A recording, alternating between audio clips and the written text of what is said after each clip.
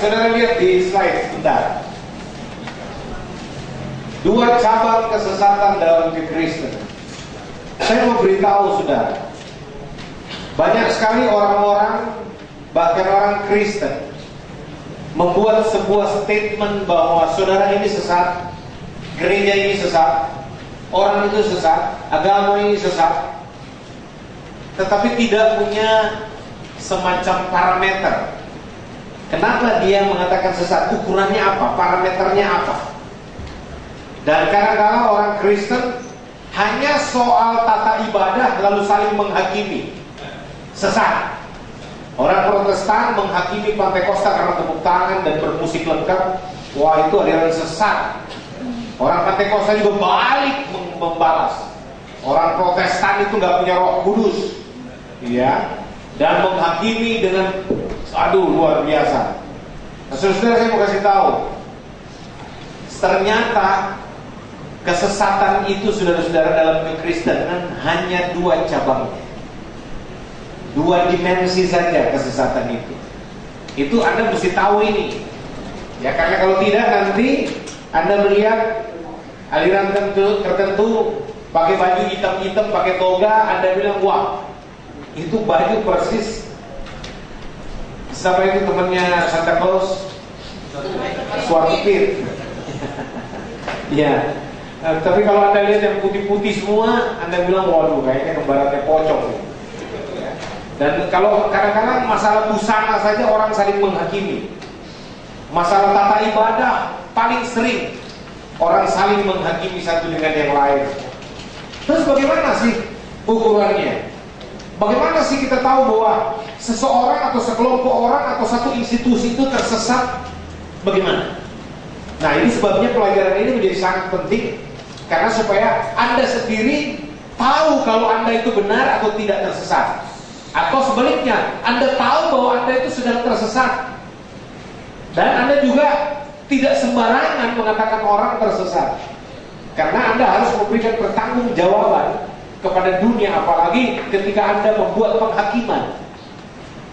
Ya, lalu ada orang bilang begini, nah memang orang Kristen nggak boleh menghakimi, Pak Yosua. Ada, bisa, nanti kita belajar bahwa bisa menghakimi. Ya. Dan kita dipanggil juga untuk menghakimi. Tanda kutip, kita harus tahu itu apa itu. Tetapi menghukum tidak boleh.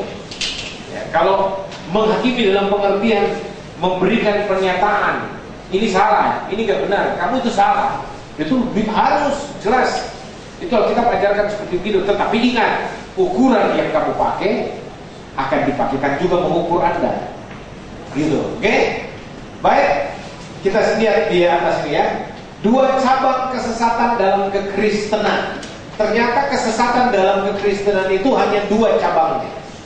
Cabang pertama yaitu tatkala orang menambahi atau mengurangi Alkitab, baik dia menambahi Alkitab atau mengurangi Alkitab itu secara material maupun secara imaterial. Apa itu nanti kita sebentar terangkan. Lalu cabang kedua, orang tersesat kalau dia tidak mengerti Alkitab. Dia tidak mengerti Alkitab, dampaknya apa? Dia bisa mendirikan kebenarannya sendiri, atau dia memutarbalikkan Injil Kristus. Dan apa yang terjadi, saudara? Sangat mengerikan. Oke? Jadi itu saja kalau Anda melihat dua cabangnya kesesatan itu. Yang pertama tadi apa? Menambahi atau mengurangi Alkitab, baik secara material maupun secara imaterial. Dan cabang kedua adalah apa, saudara-saudara? Kalau orang tidak mengerti Alkitab, dia tersesat. Matius 22 ayat 29 mengatakan apa? Kamu sesat sebab kamu tidak mengerti kitab suci. Oke. Saudara-saudara yang kasih, mari kita lihat yang berikutnya. Menambah atau mengurangi Alkitab. Ini cabang kesesatan yang pertama. Kalau orang menambah atau mengurangi Alkitab. Ingat Alkitab yang kita terima berapa kitab, saudara-saudara? 3 terdiri dari berapa bagian? 2 bagian. Ya, apa itu? Perjanjian lama dan perjanjian baru. Perjanjian lama berapa kitab? 39 kitab. Perjanjian baru berapa kitab? Berapa? 27 kitab. Keseluruhannya berapa kitab? 66 kitab. Oke, dari Kejadian 1 ayat 1 sampai dengan Malayaki 4 ayat 6, itulah ukuran perjanjian lama. Nggak boleh ditambah atau dikurangi. Lalu Matius 1 ayat 1 sampai dengan Wahyu 22 ayat 21, itulah ukuran perjanjian baru. Tidak boleh ditambah atau dikurangi, baik secara material maupun secara imaterial. Oke, kita lihat satu-satu dulu. Bagaimana orang bisa menambahkan Alkitab itu secara material? Coba saudara lihat. Penambahan Alkitab sebagai kitab suci sebagai secara material itu biasanya dengan, nah ini secara material ini, satu, Deuterokanonika dimasukkan ke dalamnya menjadi satu bagian, menjadi satu kanon dengan perjanjian lama dan perjanjian baru. Kita sudah lihat Deuterokanonika itu, saudara tahu berapa kitab kemarin? 9 kitab. Ya, ada tambahan Esther, kebijaksanaan Salomo, terus apalagi Tobit, Sirach, Makabe, terus. Nah itu sebenarnya kalau Anda punya Alkitab Katolik, kitab suci Katolik, itu Anda bisa lihat jelas di situ antara perjanjian lama dan perjanjian baru terdapat rumpun kitab Deuterokanonika. Ingat kata Deuterokanonika itu adalah dari kata Ibrani Deutero itu bilangan dan kanonika adalah kitab. Jadi kitab yang ditambahkan, Deutero itu ditambahkan, bilangan yang ditambahkan. Ya, jadi itu kitab-kitab tambahan. Selain Deuterokanonika, ada lagi kitab-kitab lain, ya seperti kitab-kitab Perkamen dan yang lain-lain dalam kepustakaan Kristen ini banyak sekali kitab-kitab yang menuntut dirinya dimasukkan di dalam Alkitab sebagai bagian dari kanonisasi kitab suci. Ya, tetapi kan kemarin kita sudah belajar bahwa kitab-kitab baik Deuterokanonika maupun kitab-kitab lain yang disebut dengan apokripa. Ya, apokripa itu istilah kitab-kitab lain di luar Alkitab yang 66 kitab ini, termasuk juga sebenarnya Deuterokanonika dengan rumpun yang lain itu biasa juga disebut dengan apokripa. Ya, apokrif. Nah, saudara-saudara yang kekasih dalam Tuhan, ini sekedar istilah yang saya informasikan kepada saudara supaya saudara yang awam sama sekali juga bisa tahu, gitu ya. Oke. Nah, saudara-saudara yang kekasih, kemudian kita lihat selain Deuterokanonika ditambahkan, ada tambahan juga yang namanya dekrit gereja. Dekrit gereja ini tambahan, kenapa dikatakan dia secara material ditambahkan? Karena di dalam Roma Katolik itu yang namanya dekrit gereja itu punya otoritas yang bahkan seimbang dengan kitab suci. Karena orang Katolik bisa nggak tahu Alkitab, bisa nggak tahu baca Alkitab, tetapi dia harus menjalankan seluruh aturan-aturan gereja Roma Katolik, bahkan seluruh yang namanya hamba Tuhan di Katolik, yang baik dia mulai dari frater, pastor, dia sampai pada uskup, kardinal, itu harus patuh ketika Paus, pemimpin tertinggi, mengeluarkan dekret gereja, dan itu harus dipatuhi. Karena sanksinya bisa berupa pemecatan sampai pada pelucutan keanggotaan Katolik dan dianggap kafir. Nah, saudara-saudara kekasih dalam Tuhan, inilah sebabnya kita katakan bahwa dekret gereja itu sangat penting. Paus berkali-kali mengeluarkan dekret, sampai Paus yang berapa sekarang itu, ya termasuk salah satu dekret yang terkenal, menerima agama-agama lain, bahwa di agama-agama lain pun ada keselamatan. Dalam klausul keberapa saya tidak terlalu ingat, tetapi kalau Anda buka di internet, Anda cari tahu isi dari dekret itu, Anda bisa dapatkan. Bahwa ini juga yang kemudian diikuti oleh tokoh reform Indonesia, Pak Stephen Tong, yang ikut bersejajar dengan dekret Paus itu. Nah, saudara-saudara yang kasih dalam Tuhan, kita lihat ritual keagamaan merupakan bagian lain yang ditambahkan. Orang Kristen bisa nggak mengerti Alkitab, tetapi jangan sampai tidak mengikuti ritual keagamaan. Ya, misalkan sakramen gereja, ya, dan seterusnya. Ada beberapa tata upacara gereja, itu semua harus diikuti. Bahkan di gereja-gereja tradisional tertentu, liturgi itu sangat diberhalakan. Tidak boleh ada salah sedikit orang bisa dihujat, bisa dihakimi. Ya, itu sebabnya saya mau beritahu saudara, ritual keagamaan itu menjadi bagian penting yang ditambahkan, sehingga orang dipaksakan untuk melakukan itu. Nah, saudara yang dikasih, Anda pasti yang juga rajin aktif di gereja pasti tahu, hampir semua gereja punya ritualnya sendiri yang tidak boleh dilanggar, haram hukumnya dilanggar. Ya, terus kita lihat ada suplemen doktrinal. Materi berikut yang ditambahkan di dalam Alkitab adalah suplemen doktrinal. Itu yang dari kalangan saudara-saudara di Advent. Ya, dari Alkitab itu di belakangnya dia bagian belakang. Kalau Katolik bagian tengah, kalau dia bagian belakang. Ada suplemen namanya. Ya, itu merupakan intisari ajaran Alkitab dari Kejadian sampai Wahyu. Itu namanya suplemen. Dan biasanya umat Advent itu hanya berpegang pada suplemen itu sendiri, karena sudah menganggap bahwa itu merupakan ringkasan yang praktis. Bahkan ada catatan kakinya yang merupakan semacam penjelasan-penjelasan tertentu. Kalau Anda pernah melihat kitab suci penuntun dalam pada hidup berkelimpahan, kan ada tuh catatan-catatan kaki dan juga ada catatan pinggir. Nah, saudara-saudara, seperti itulah yang ditambahkan. Lalu ada aturan dan peraturan. Materi lain yang ditambahkan adalah aturan dan peraturan. Memang mereka pegang Alkitab, Kejadian sampai Wahyu, tetapi ada aturan dan peraturan. Ingat dulu HKBP, ketika HKBP bentrok besar antara Eporus Simanjuntak dan Eporus Nababan, itu secara terbuka kan? Dan kita kalau bicara di kelas seperti begini hanya mengungkap fakta sejarah yang pernah terjadi. Ya.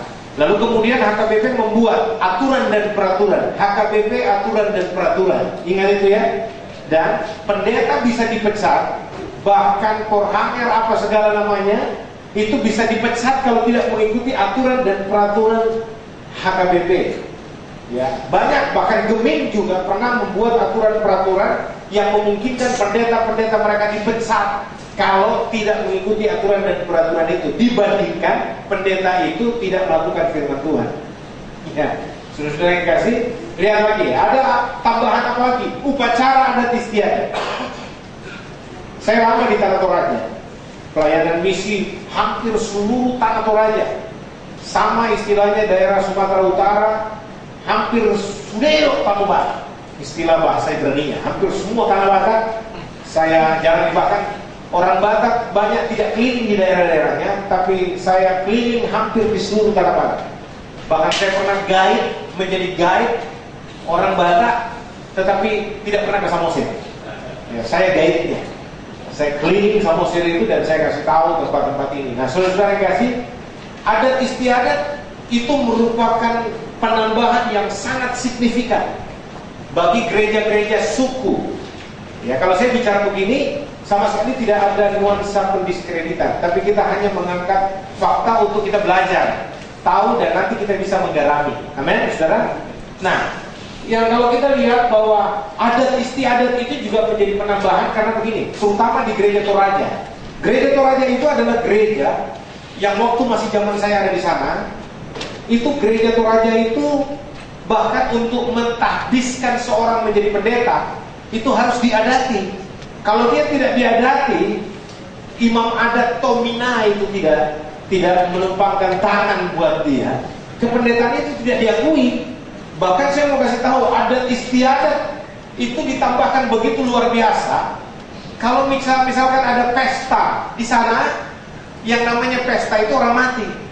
Kalau orang kawin nggak ada pestanya. Kalau di Toraja, makanya istilahnya pesta tomate. Nah, pesta tomate ini, pesta orang mati ini, ya, itu biasanya dibuka oleh gereja ibadah. Begitu ibadah selesai, dibuka, ada jalan sepenuhnya sampai okultisme itu telanjang mata. Artinya, Anda bisa menonton demonstrasi kuasa kegelapan bekerja. Contoh, ya, itu kerbau bisa dipotong sembelih 1 kali tebas, plus kepalanya jatuh, kerbaunya menari-nari di lapangan.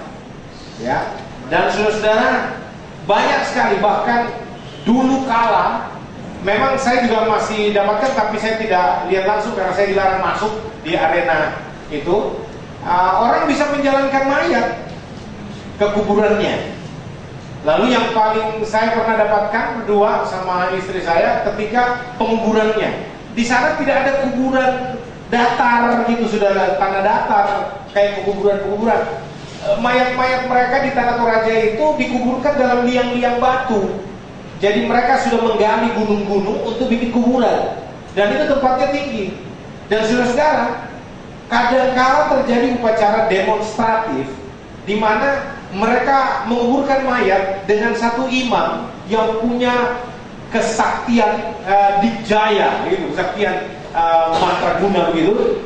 Mereka bisa pegang mayat satu gendong begini sambil tali naik satu kayak rainbow gitu, ya, dengan kekuatan yang nggak mungkin manusia biasa bisa lakukan. Itu ada okultisme seperti itu.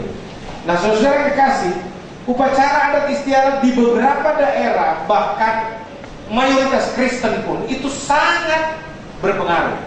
Konon kabarnya dulu, tapi sekarang juga belum terlalu hilang banget, walaupun ada beberapa sanggahan dalam pengertian Pak Yosua sekarang gereja kami sudah modern, sudah alkitabiah, bagus dong kalau sudah alkitabiah, ya, karena dulu ada gereja-gereja suku tertentu yang bahkan melegalisasi sebuah perceraian kalau keluarga itu tidak mendapatkan anak laki-laki, ya. Dan kemudian itu dimaklumi. Dan saya memberitahu kepada saudara, bahkan otoritas pemberkatan di gereja dalam sebuah pernikahan dalam nama Tuhan itu bisa tidak ada artinya apa-apa kalau tidak diadati, gitu, ya. Sehingga saya memberitahu kepada saudara, kadangkala harapan untuk mendapatkan berkat lebih besar yaitu ketika pasangan itu diadati dibandingkan hanya sekedar diberkati di gereja itu. Kenapa ibadah pemberkatan nikah lebih sedikit orang hadir di gereja dibandingkan ketika mau ada di sebelah? Saya pernah diundang khotbah di sebuah pemberkatan nikah yang hadir cuma keluarga, kerabat terdekat. Tapi begitu pindah ruangan ke Sopo Godal, waduh, ribuan orang sudah tunggu di situ. Saya tanya, apakah yang hadir di gereja tadi ibadah itu hanya itukah keluarganya Kristen? Terus yang di ruangan ini yang ribuan orang ini, apakah dia non Kristen semua ini? Ya enggak, Kristen semua katanya. Saya mau beritahu kepada saudara, nah inilah dia kadang-kadang, bahkan saudara, kalau khotbah gereja, saya pernah khotbah di satu penghiburan orang meninggal.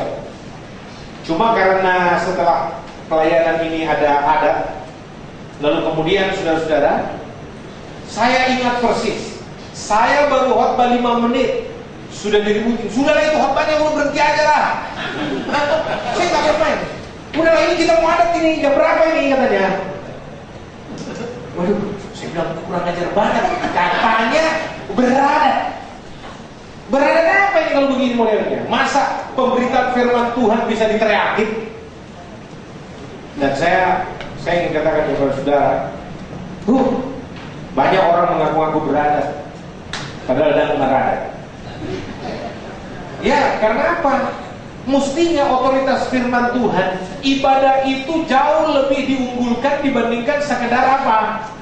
Mertonggo raja, arti kumpul-kumpul dan sebagainya. Sorry, saya tidak anggap enteng mendiskreditkan, ya. Jadi kalau saya mengatakan hal ini untuk mengatakan hati-hati, Jangan sampai adat istiadat kita melebihi otoritas Injil. Mestinya adat istiadat itu levelnya di bawah, saudara-saudara. Nih, Injil, kebenaran Alkitab itu di atas, adat di bawah. Adat ini mesti diterangi oleh Alkitab, bukan terbalik atau bukan sama levelnya. Nah, saya setuju adat-adat. Kapan adat dipergunakan harus tahu. Kita tidak boleh menyamakan adat dengan kebenaran firman Tuhan. Saya juga tidak setuju kalau ada pendeta-pendeta gerakan anti adat. Ada loh persekutuan, Pokbat. Namanya Pokbat, persekutuan orang Kristen anti adat istiadat. Saya pernah beberapa kali diundang di situ berkhotbah. Mereka salah paham, mereka pikir saya anti adat. Saya bilang saya nggak anti adat, tapi saya menata adat itu supaya ditempatkan pada proporsinya. Karena bayangkan, orang kalau tidak ada adat istiadat, dia nggak bertobat, dia nggak lahir baru, nggak ada juga adatnya. Mau jadi apa nih orang? Tapi kalau dia belum bertobat, belum lahir baru, tapi dia punya adat, masih lebih baik daripada orang yang tidak beradat sama sekali, tidak beragama, tidak beradat. Tapi kalau orang itu sudah lahir baru, sudah terima Yesus, pikirannya sudah dibaharui, dia sudah mengalami pembaharuan budi, saya yakin adat istiadat akan sendirinya turun levelnya. Dia akan lebih patuh kepada kebenaran firman Tuhan daripada perintah adat istiadat. Amin, saudara? Jadi jangan salah paham. Jangan adat istiadat dibuang sama sekali. Coba lihat keluargamu yang Kristennya masih hao-hao, orang Manado bilang. Ya, Kristennya masih lahiriah saja, KTP, tidak ada pertobatan, tidak mengenal Tuhan. Terus tidak ada juga adatnya. Wah, bahaya ini, saudara-saudara. Itu sebabnya adat harus ditempatkan dengan baik. Amin. Nah, sekarang kita lihat penambahan secara material berupa istilah-istilah teologis. Banyak istilah-istilah teologis yang ditambahkan menjadi perbendaharaan Kristen yang diklaim sebagai Alkitabiah. Padahal tidak bisa dibuktikan di dalam Alkitab. Apa itu? Nanti sebentar kita lihat. Ya, ada beberapa daftarnya saya keluarkan sebentar. Bahkan ada buku yang saya sedang terus perjuangkan untuk menyelesaikan, yaitu menggugat kekristenan Indonesia. Ada 40 klerumologi kurang lebih di dalam kekristenan yang lazim, yang familiar dipakai oleh orang Kristen, tapi tidak ada di Alkitab sama sekali. Baik secara konseptual, secara istilah, maupun secara dalilnya tidak terdapat di dalam Alkitab. Nah, kita lihat sekarang menambahi secara imaterial. Tadi material, ada materinya. Ya, mulai dari kitab-kitab, mulai dari perintah, surat-surat, mulai dari upacara, itu semua material. Tetapi ada penambahan secara imaterial. Ya, imaterial itu artinya saudara-saudara tidak kelihatan materinya, tetapi dipercayai juga menjadi bagian dari imannya. Ya, contoh imaterial, penambahan secara imaterial, suara-suara gaib.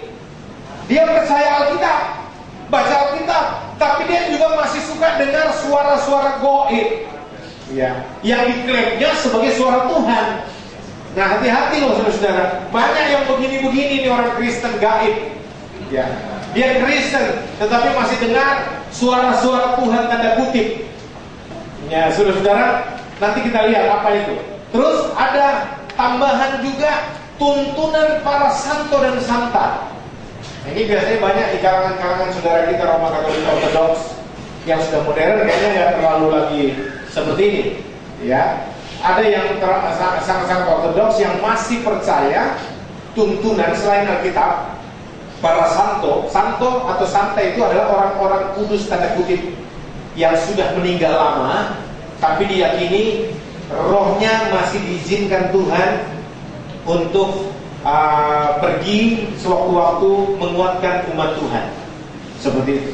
Makanya orang Katolik masih banyak pergi berziarah ke makam orang-orang kudus, para santo dan santa. Bahkan semakin banyak trennya. Bahkan sekarang kalau saya nggak salah ada travel yang ke Yerusalem yang khusus pergi ke ziarah untuk penampakan Bunda Maria. Ya, karena Bunda Maria ternyata sudah sering menampakkan diri, kayaknya punya program tetap tahunan sekarang. Ya, menampakkan diri lalu kemudian menjadi semacam kunjungan wisata rohani gitu.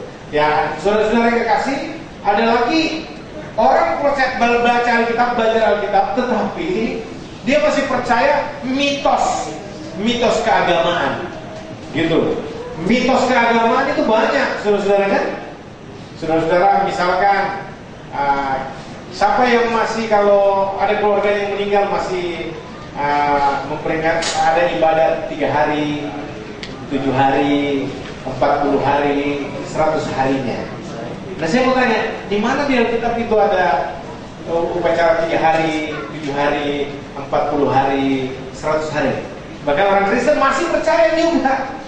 Bahkan ada pendeta yang khotbah di penghiburan yang menguraikan masalah 3 hari. Ya, biasanya kan roh itu tidak langsung pergi, tetapi dia bertahap katanya. Kalau 1 hari masih di rumah, sekitar rumah, makanya bau-bauan bapak itu masih terasa. Kalau 3 hari sudah di halaman itu, 7 hari sudah di ujung lorong, karena dia tinggal di lorong kan. Nanti kalau sudah 40 hari sudah di atas. Nah, 100 hari baru dia sudah mulai menapaki surga masuk. Ya, mitos-mitos agama itu banyak, saudara-saudara. Ya, terus apalagi mitos-mitos agama. Sudahlah, Anda akan juga tahu banyak sekali mitos agama. Termasuk kalau keluar rumah jangan kaki kiri, kaki kanan dulu. Ya kan? Kalau ketemu ular balik, jangan terus. Walaupun itu semacam kompilasi antara agama dan adat, tetapi itu dipercayai. Saudara-saudara, tabrak kucing, nah, mitos agama. Ya, nggak boleh tabrak kucing, karena kucing binatang kesayangan Nabi. Ya kan? Lebih baik, saya pernah satu kali, saudara, ngeri sekali. Anak kucing tuh, ini orang preman bukan main, tapi kalau ketemu anak kucing di jalanan dia turun, dia pindahkan itu anak kucing. Ya, sudah tempat aman baru dia naik lagi, baru dia jalan. Tapi kalau ada anak-anak muda duduk apa semua, dia mobilnya kalau perlu ditabrakin. Dia lebih rela tabrak orang daripada tabrak kucing. Dan banyak kecelakaan di tol gara-gara menghindari kucing. Dia lebih pilih tabrak orang daripada tabrak kucing. Saya mau tanya, yang lebih dimuliakan kucing, binatang kesayangan Nabi itu, atau manusia? Jadi ini mitos keagamaan banyak. Enggak di Kristen atau di luar Kristen itu berkembang. Untung tidak ada yang bilang binatang kesayangan Yesus anjing. Kalau ada kayaknya perlu dihardik juga. Kenapa? Karena banyak orang Kristen juga makan anjing. RW.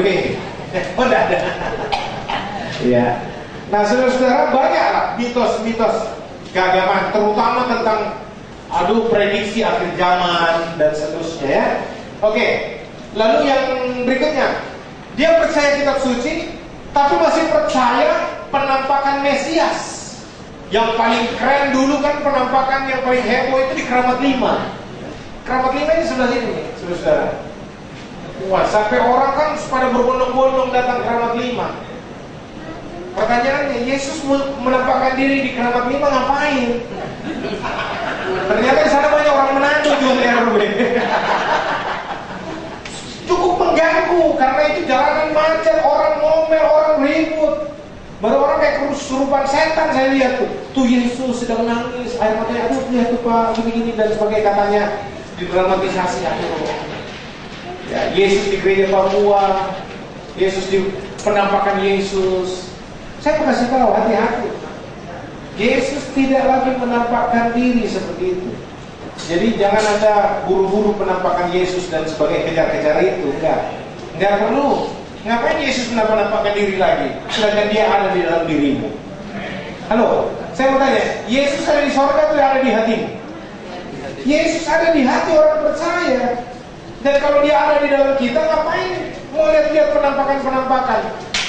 Ya, belum lagi ada jualan pendeta yang selalu naik turun sorga, Lalu ia menampakkan diri. Dan Yesus hanya selalu berurusan sama pendeta ini.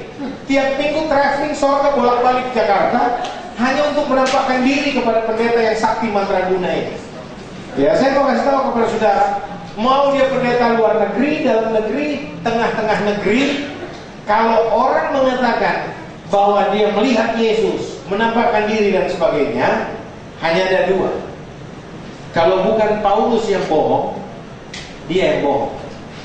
Karena Paulus bilang Yesus menampakkan diri terakhir kalinya kepada dia.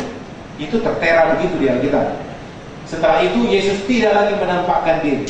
Tapi itu nanti kita bahas. Nanti kita bahas khusus. Ada pelajarannya secara sendiri. Tapi itu dipercayai. Itu penambahan-penambahan yang bersifat imaterial. Lalu ada penambahan lain yang namanya ramalan agama. Ramalan agama, ya, bahwa Yesus akan datang. Sekarang seminar-seminar akhir zaman sedang gencar lagi nih. Dulu tahun 91 pendeta Dani Supangat, terus pendeta Henok, ada 3 sekawan. Mereka menubuatkan tahun 92 Yesus datang bulan Agustus. Begitu Yesus nggak datang bulan Agustus, mereka hilang dari pelayanan 4 tahun. Sekarang muncul lagi, saya lihat akhir zaman lagi nggak tobat-tobat, ya. Dan saya mau kasih tahu sama saudara, hati-hati dengan pengajaran-pengajaran seminar-seminar akhir zaman yang orang terlalu berani menetapkan harinya. Bahkan Yuda Mailoan sudah berani mengatakan kita sudah tahu kapan waktunya datang, cuman kita tidak ungkapkan secara umum. Iya. Saya mau kasih tahu, hati-hati loh. Jualan-jualan seperti ini itu hanyalah membuat orang Kristen ketakutan, dan kemudian mereka hanya mau ke gereja karena apa? Mengantisipasi kalau Tuhan datang. Lalu mereka juga bisa masuk dalam golongan orang-orang yang dianggap suci karena mempersiapkan diri. Bahkan kelompok-kelompok ini sudah mengklaim dirinya sebagai panitia penyambutan kedatangan Tuhan yang kedua kali. Dan mereka katakan bahwa mereka juga masuk dalam panitia pembangunan bait suci Allah yang ketiga. Lalu pengkultusan bait suci dengan tabut perjanjiannya, termasuk lembu merah dan sebagainya. Saya sedang mempelajari video rekaman dari seminar yang dikirimkan oleh seorang pendengar radio yang setia. Lalu saya melihat bukan main, semua lembu merah dikultuskan. Lalu imam-imam yang menjaga tabut perjanjian yang konon kabarnya sudah dipindahkan dari Ethiopia, yang sekarang ada di bawah terowongan di Yerusalem, di bawah Masjid Al-Aqsa itu, ya. Lalu kemudian mereka sudah mempersiapkan segala sesuatunya, dananya sudah ada. Lalu saya mau tanya, bagi orang Kristen gunanya apa itu? Kan dulu tabut perjanjian itu di dalam bait suci sebagai simbol kehadiran Tuhan di tengah umatnya, bukan? Ya kan? Nah sekarang Roh Kudus yang merupakan penyataan Tuhan sendiri yang diam dalam diri kita, yang sebenarnya disimbolkan oleh tabut perjanjian. Tabut perjanjian kan itu simbol Tuhan hadir di tengah-tengah umatnya kan? Karena tabut itu ada di bait suci, merupakan tanda kehadiran Tuhan. Amin. Nah, sekarang Yesus sudah ada bersama dengan kita. Roh Tuhan itu menyatakan Yesus hadir di tengah-tengahmu, ya. Dan Yesus itu Immanuel kan, Allah yang menyertai kita. Nah saya mau tanya, mana lebih tinggi otoritasnya, tabut perjanjian atau kehadiran Yesus di tengah-tengah kita? Lagi pula saya mau kasih tahu, tabut perjanjian itu nggak ada di situ, itu bohong, itu kebohongan teologi ya. Kenapa? Karena Yohanes Pembaptis lihat di Pulau Patmos, itu ada di bait suci di sorga, tabut perjanjian. Lalu orang bilang itu duplikasinya. Macam-macam aja. Katanya anak Ratu Seba yang kawin dengan Salomo itu yang merupakan pewaris untuk dipercayakan membawa tabut perjanjian, mengamankan tabut perjanjian ini. Pertanyaan saya, Salomo itu suku Lewi atau bukan? Halo? Salomo anaknya siapa? Daud kan? Daud itu orang Lewi atau Yehuda? Yehuda. Terus saya mau tanya, tabut perjanjian itu hanya boleh dipegang oleh orang siapa? Orang Lewi kan? Nah sedangkan istilahnya asli keturunan Yehuda, siapa Salomo ini? Daud kan, dia saja asli tidak boleh pegang itu tabut perjanjian. Daud saja nggak boleh pegang itu tabut perjanjian. Daud ini, Daud saudara. Dia hanya senangnya orang Lewi memegang tabut perjanjian, dia nari-nari di depan tabut perjanjian, tapi dia sendiri tidak pernah menyentuh itu. Bahkan dia marah ketika Uza spontanitas memegang tabut perjanjian ketika tabut itu dibawa dari rumah Obed-Edom mau dikembalikan, lalu seolah-olah tergelincir mau jatuh, spontanitas dia mau tahan tabut perjanjian itu, mati langsung karena dia bukan orang Lewi. Apalagi orang Ethiopia mau pegang itu. Yang paling keren orang Jawa pegang.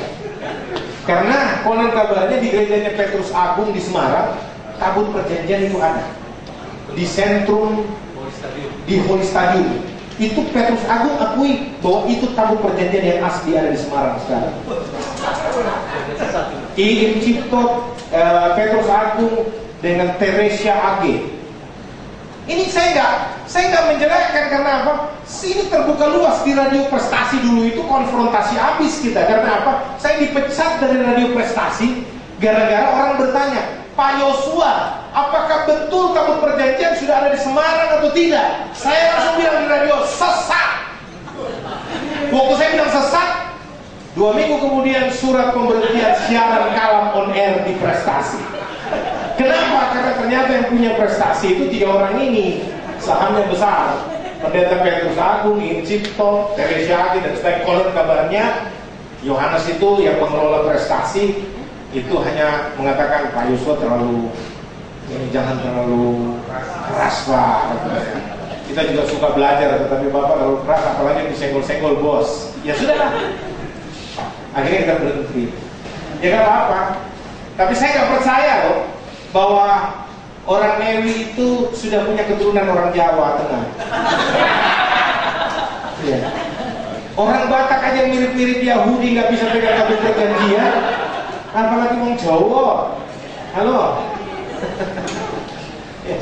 Tapi tidak apa-apa lah, itu hak mereka. Tapi saya orang yang tidak percaya bahwa tabut perjanjian ada di Semarang, atau ada di Ethiopia, atau ada di Yerusalem. Tapi itulah macam-macam. Terus mimpi dan penglihatan. Aduh, saudara-saudara, saya mau kasih tahu nih sama saudara. Kecuali Soekarno, tapi mulai dari Presiden Soeharto, Habibie, Megawati, siapa lagi? Gus Dur, siapa lagi? Pak SBY, termasuk Yusuf Kala terakhir. Saya pernah duduk bersama dengan mereka dalam mimpi.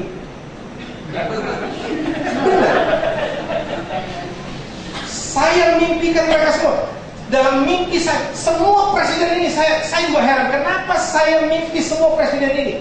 Dan kalau saya mimpi presiden-presiden ini, saya duduk sama-sama dan akrab sekali. Terakhir 2 malam kemarin dengan Yusuf Kalla, dia duduk, dia main mata sama saya. Terus saya bilang, Bapak dipilih aja lah, saya pakai bahasa Makassar sama dia. Kita memang yang dipilih, karena dia marahin. Saya kasih tahu, tidak ada yang lain. Capek mah. Yusuf Kalla bicara begitu. Waktu saya mimpinya Megawati, saya jadi bodyguardnya Megawati. Saya kayak the bodyguardnya Whitney Houston. Waktu Megawati, SBY, waktu Pak Harto. Tapi herannya habis mimpi itu pada lengser. Saya nggak tahu Pak SBY, tapi saya mau kasih tahu. Saya sendiri bingung mimpi apa ini. Saya nggak berusaha mengutak-ngatik mimpi itu memberikan arti dan sebagainya. Enggak, saya anggap paling tidak saya pernah duduk bersama dan akrab dengan para presiden ini walau dalam mimpi. Itu aja penghiburannya. Ya, saya nggak mau tafsir bahwa suatu waktu saya akan jadi presiden yang ke-12 mungkin dan seterusnya. Saya nggak tahu, tapi saya nggak menolak kemungkinan kalau saya tiba-tiba didaulat oleh seluruh rakyat Indonesia bahwa Pendeta Joshua Tewu harus jadi presiden. Saya katakan, I'm ready. Ya, karena saya yakin anak Tuhan kalau jadi presiden pasti bangsa ini jauh lebih baik. Ya. Saudara-saudara yang kasih, pernyataan sang pendeta. Nah, ini lagi statement of the priest. Pernyataan pendeta ini kadang-kadang menjadi semacam kata-kata sakti loh. Ya, Kalau kamu tidak bayar perpuluhan, kutuk. Ya, kutuk mulai. Khotbahnya kutuk. Terus kutuk. Saudara-saudara, kalau kamu keluar dari gereja ini, kamu akan binasa. Dan seterusnya. Banyak yang seperti itu, saudara-saudara. Ya, bahkan saya dengan Ibu Gembala Kekasih ini, waktu masih relatif muda belum punya anak, kami keliling berdua menginjil. Ya, bahkan sudah punya anak kami itu lahir besar di jalan semuanya. Ya, lalu saudara-saudara, kita banyak bertemu di kampung-kampung itu, ada kelompok-kelompok pelayanan, ministry, itu bisa bahasa roh, dalam ibadah itu saut menyaut, bahasa rohnya bersaut-sautan gitu loh. Ya, lalu kemudian pendeta itu bisa berkata begini, Tuhan mau kamu menikah dengan dia. Itu bisa seperti itu. Jadi ini Tuhan bicara sama saya. Wah, ternyata ini perempuan istrinya orang. Walaupun sudah berpisah, tapi tidak bercerai. Waktu diberitahukan begitu, saya bilang, ya nggak bisa. Itu istri orang. Dia diceraikan secara resmi pun dia tetap istri orang. Karena ikatan perjanjian covenant dalam pernikahan Kristen itu sampai maut memisahkan. Nanti kita belajar khusus kenapa ada ikrar pernikahan. Tujuannya apa? Apa itu pemberkatan nikah? Apa itu peneguhan nikah? Kita akan belajar semua itu. Dan Alkitab memberikan semua referensi. Nah, saudaraku, mari kita lihat hal ini. Jadi inilah semuanya. Pernyataan sang pendeta pun, ya Tuhan mau engkau berhenti kerja, karena Tuhan bilang engkau harus melayani. Tinggalkan pekerjaanmu, tinggalkan bisnismu. Begitu dia tinggalkan bisnisnya, dia masuk dalam pelayanannya, dia jadi susah dan seterusnya. Lalu dia bilang, kok saya jadi tambah susah dan hidup saya hancur, keluarga saya hancur gara-gara saya tinggalkan bisnis. Apakah Tuhan menghendaki kehancuran seperti ini? Itu pikul salib, kata pendeta. Saya bilang hati-hati loh. Statement pendeta tidak selalu benar. Dan saya mau katakan, mau dia pendeta, malaikat sekalipun harus diuji perkataannya. Apakah sesuai Alkitab atau tidak? Karena pendeta bisa salah. Amin. Tapi Alkitab tidak bisa salah. Amin.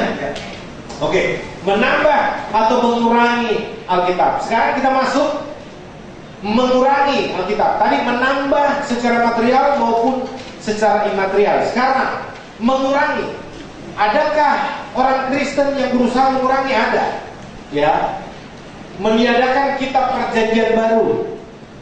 Jadi mereka tidak mau memakai perjanjian baru yang ada sekarang ini sebagai pedoman iman mereka. Sebagian besar kaum Yudaisme ortodoks itu betul-betul tidak mau mengakui perjanjian yang baru. Bahkan anarkis terhadap semua surat-surat Paulus. Ya.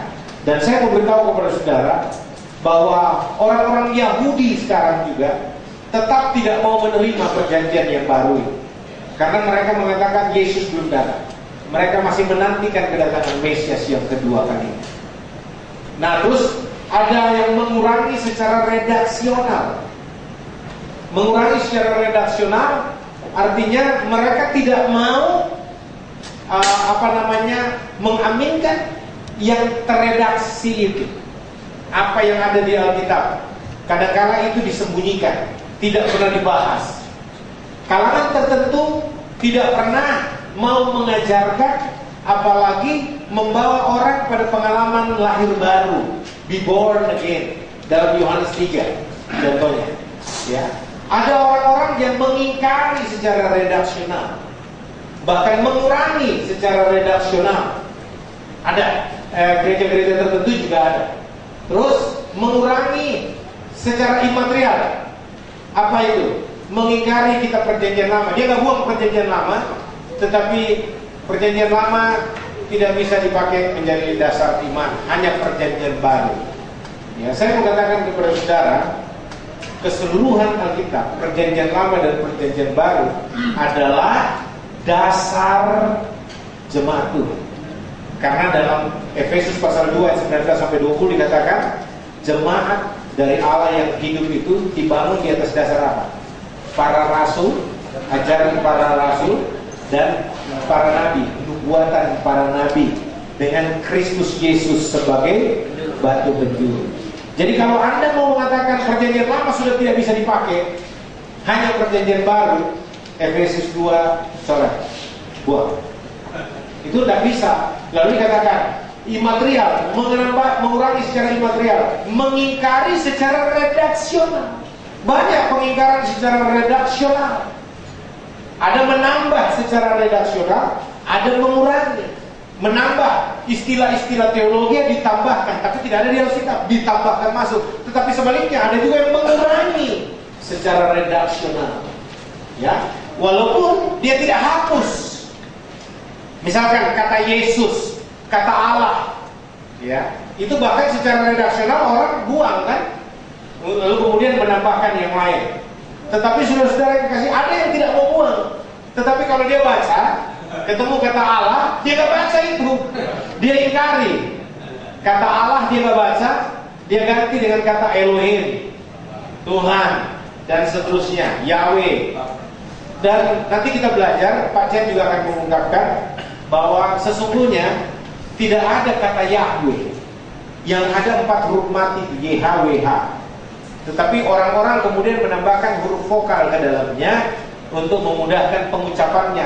Itu pun dalam konteks studi, pengucapan, pelafalan, tetapi bukan dalam konteks ibadah, dan tidak untuk dipakai di seluruh kalangan jemaat, maksudnya kalangan penulis, peneliti, teolog saja.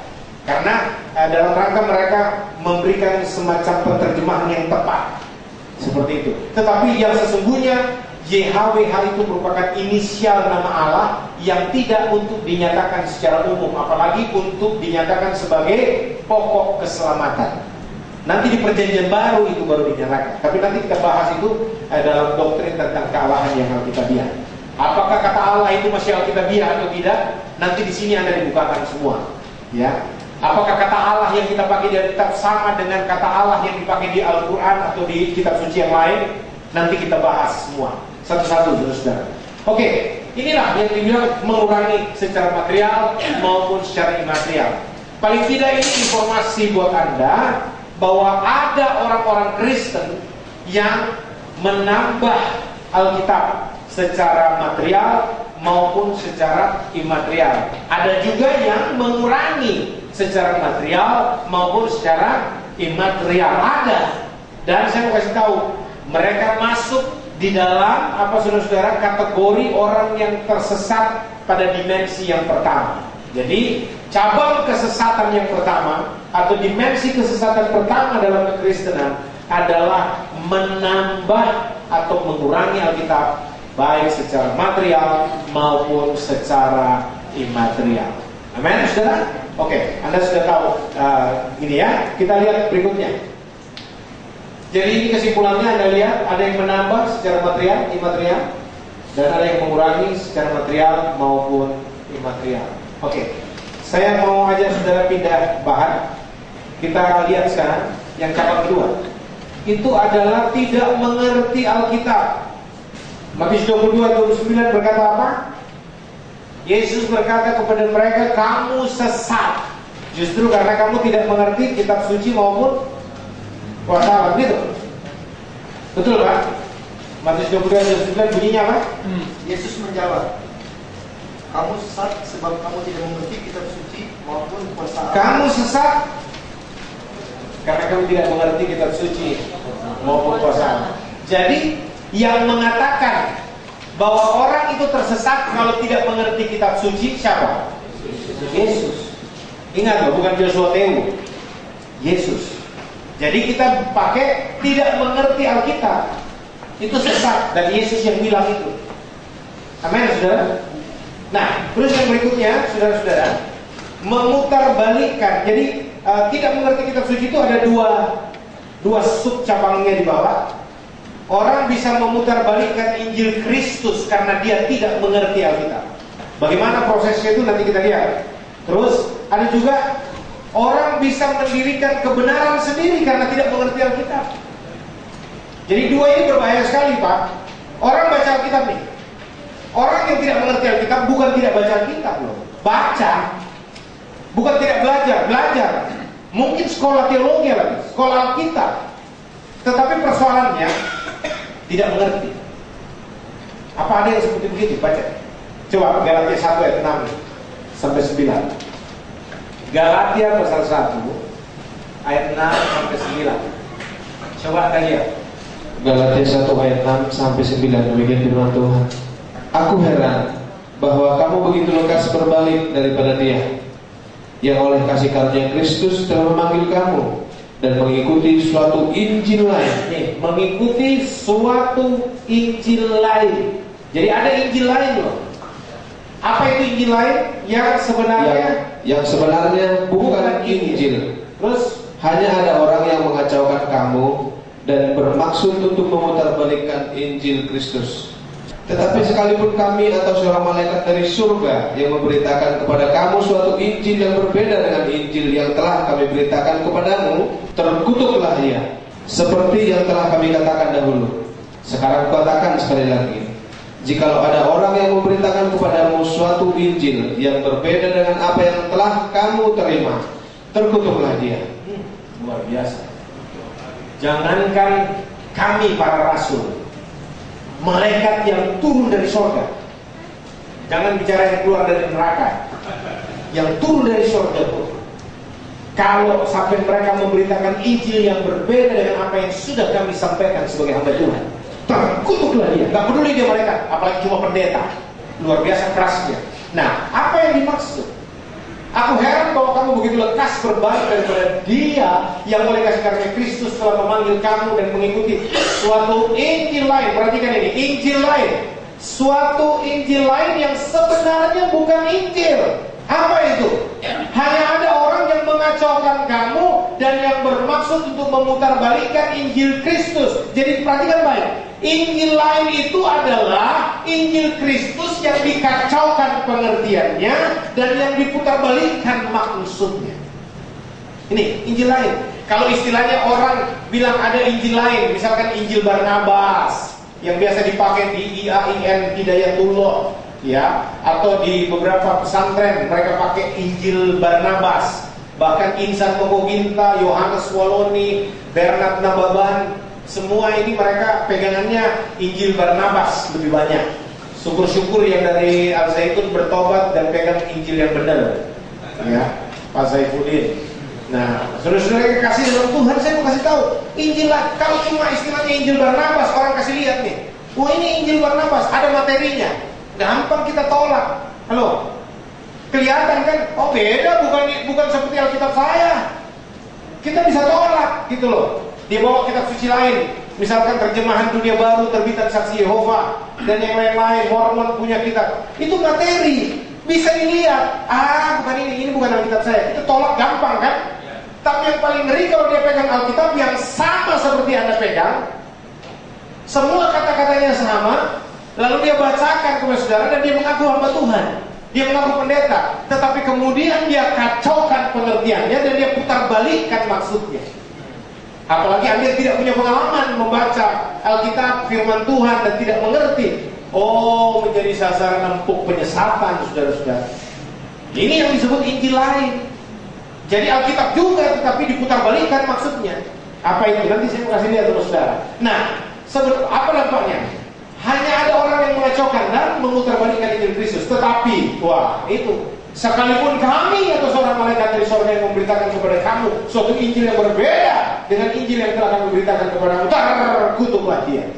Sekali lagi kutegaskan kepadamu, ya, kalau ada yang memberitakan Injil yang berbeda dari apa yang telah kami beritakan, terkutuklah dia. Makanya Yahya Waloni yang mengatakan bahwa Alkitab bukan Injil. Ada khotbahnya di YouTube kan? Bible itu bukan Injil. Maaf kita sebutkan Al-Quran itulah yang Injil menurut dia. Terus Zabur itu Injil, Alkitab bukan. Dan saya kasih tahu kepada saudara, ya, boleh orang punya hak itu. Orang mau mengaku kitab suci lain itu Injil, itu urusan dia. Tetapi kita bicara sebagai orang Kristen, Anda harus tahu Alkitab adalah Injil Kristus. Apa itu Injil artinya? Injil dalam bahasa Arab itu Injil bahasa Arab dari kata Evangelion. Evangelion itu adalah kabar baik, good news, berita sukacita. Ya, kenapa? Karena Allah pencipta telah memperdamaikan dirinya sendiri dengan manusia melalui Kristus. Itu Injil. Lalu diturunkanlah Alkitab, Perjanjian Lama dan Perjanjian Baru, dengan menggunakan 40 orang kurang lebih menjadi penulis kitab suci ini, dengan menggunakan waktu 1500 sampai 1600 tahun lamanya, sehingga menjadi satu kesatuan kanon yang indah sebagai kitab suci yang luar biasa. Itu di tangan kita sendiri. Nah, saudara yang kasih, kita lihat hal ini ya, bahwa memutarbalikkan Injil Kristus itu bagaimana? Coba Anda lihat. Memutarbalikkan dan mengacaukan pengertian Alkitabiah. Kan tadi kita sudah baca, hanya ada orang yang berusaha mengacaukan dan memutarbalikkan Injil Kristus kan, sehingga menjadi sebuah Injil lain yang sebenarnya bukan Injil. Karena orang Injil Kristus itu dikacaukan pengertiannya, diputarbalikkan maksudnya. Ya, bahkan secara redaksional pun diperkosa. Memutarbalikkan dan mengacaukan pengertian Alkitabiah. Contoh istilah teologis yang ditambahkan. 1. Allah Anak dan Allah Roh Kudus. Di mana di Alkitab ada kata Allah Anak atau Allah Putra maupun Allah Roh Kudus? Kalau Anda bisa dapatkan di Alkitab dari Kejadian 1 ayat 1 sampai dengan Wahyu 22 ayat 21, kata Allah Anak, Allah Putra, Allah Roh Kudus, hari ini juga saya akan berikan 5 miliar rupiah. Yang ada sebenarnya dalam Alkitab istilah apa? Anak Allah dan Roh Kudus Allah. Roh Allah, bukan Allah Roh, bukan Allah Roh Kudus, bukan Allah Anak atau Allah Putra. Yang ada Anak Allah atau the Son of God, Putra Allah lebih spesifik. Tapi kita lihat, kita begitu familiar dengan istilah Allah Roh Kudus, penuhi kami. Terlalu banyak lagu-lagu yang diciptakan yang tidak Alkitabiah sama sekali. Benny Hinn datang, good morning Holy Spirit, good morning Father God, good morning Son. Pokoknya, dan dia katakan bahwa Allah Bapa punya suara yang berbeda dengan Allah Anak. Allah Anak punya suara yang berbeda dengan Allah Roh Kudus. Dia sudah mendeteksi 3 suara ini berbeda. Maurice Cerullo datang dengan wow, luar biasa dengan pengajaran Allah Anak. Saya mau tanya, Anak Allah bahasa Inggrisnya apa? The Son of God. Pernah Anda dapat dalam kitab bahasa Inggris The God of Son? Ada bahasa Inggris kan? Gampang bisa cari kan? The God of Holy Spirit. Gak ada, yang ada itu Anak Allah, the Son of God. Tapi kenapa diputarbalikkan? Nah ini persoalan. Hampir sebagian besar gereja-gereja karismatik kalau memberkati, pulanglah dengan damai sejahtera dalam kasih karunia Allah Bapa kita dan dalam Allah Anak, Allah Roh Kudus, baru ditambah yaitu Tuhan Yesus Kristus. Amin. Saudara yang dikasih, orang Protestan masih lebih kukuh dalam nama Bapa dan Anak dan Roh Kudus. Ya, tapi kalau orang-orang karismatik Pentakosta Injili kebanyakan, tidak semua, saya nggak pukul rata loh. Banyak redaksi yang Allah Bapa dan Allah Anak dan Allah Roh Kudus. Cuma ditambahkan lebih keren yaitu Tuhan Yesus Kristus. Ini istilah-istilah yang tidak ada di dalam Alkitab. Kenapa bisa begitu? Wah, saya mau tanya, Allah Anak punya pengertian apa? Jejer, Allah Anak, Allah Bapa, Allah Anak, Allah Roh Kudus. Tiga-tiganya Allah. Cuma dibedakan Bapa, Anak, dan Roh Kudus.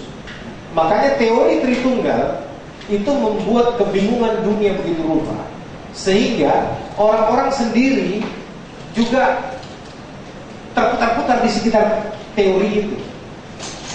Allah Bapa, Allah Anak, Allah Roh Kudus. Bahkan banyak. Saya kalau mau kutip ini nanti kehabisan waktu kita ada bahasan khusus ini, ya. Konsep Allah Alkitabiah dan Allah Teologiah. Yang mana itu? Bagaimana kita akan bahas di sini. Terus ini lagi Pak, istilah teologis Yesus Kristus penebus dosa manusia. Ya kan? Banyak lagu-lagu bagus, tetapi hancur gara-gara kata-katanya, ya, syairnya, penebus dosa. Dan saya mau kasih tahu, Charles Hutagalung almarhum cukup kuat mempengaruhi para pendeta sekalipun untuk mengikuti istilah yang dia bangun dalam lagunya. Kau Tuhanku, penebusku, kau jangan kau dunia. Engkau rela disalibkan, kau penebus dosa. Pernah dengar itu? Yesus penebus dosa manusia. Tidak ada di Alkitab, saudara. Kalau Anda bisa dapat di Alkitab bahwa Yesus penebus dosa manusia, tambah 5 miliar rupiah lagi buat Anda. Yang ada Yesus penebus manusia dosa.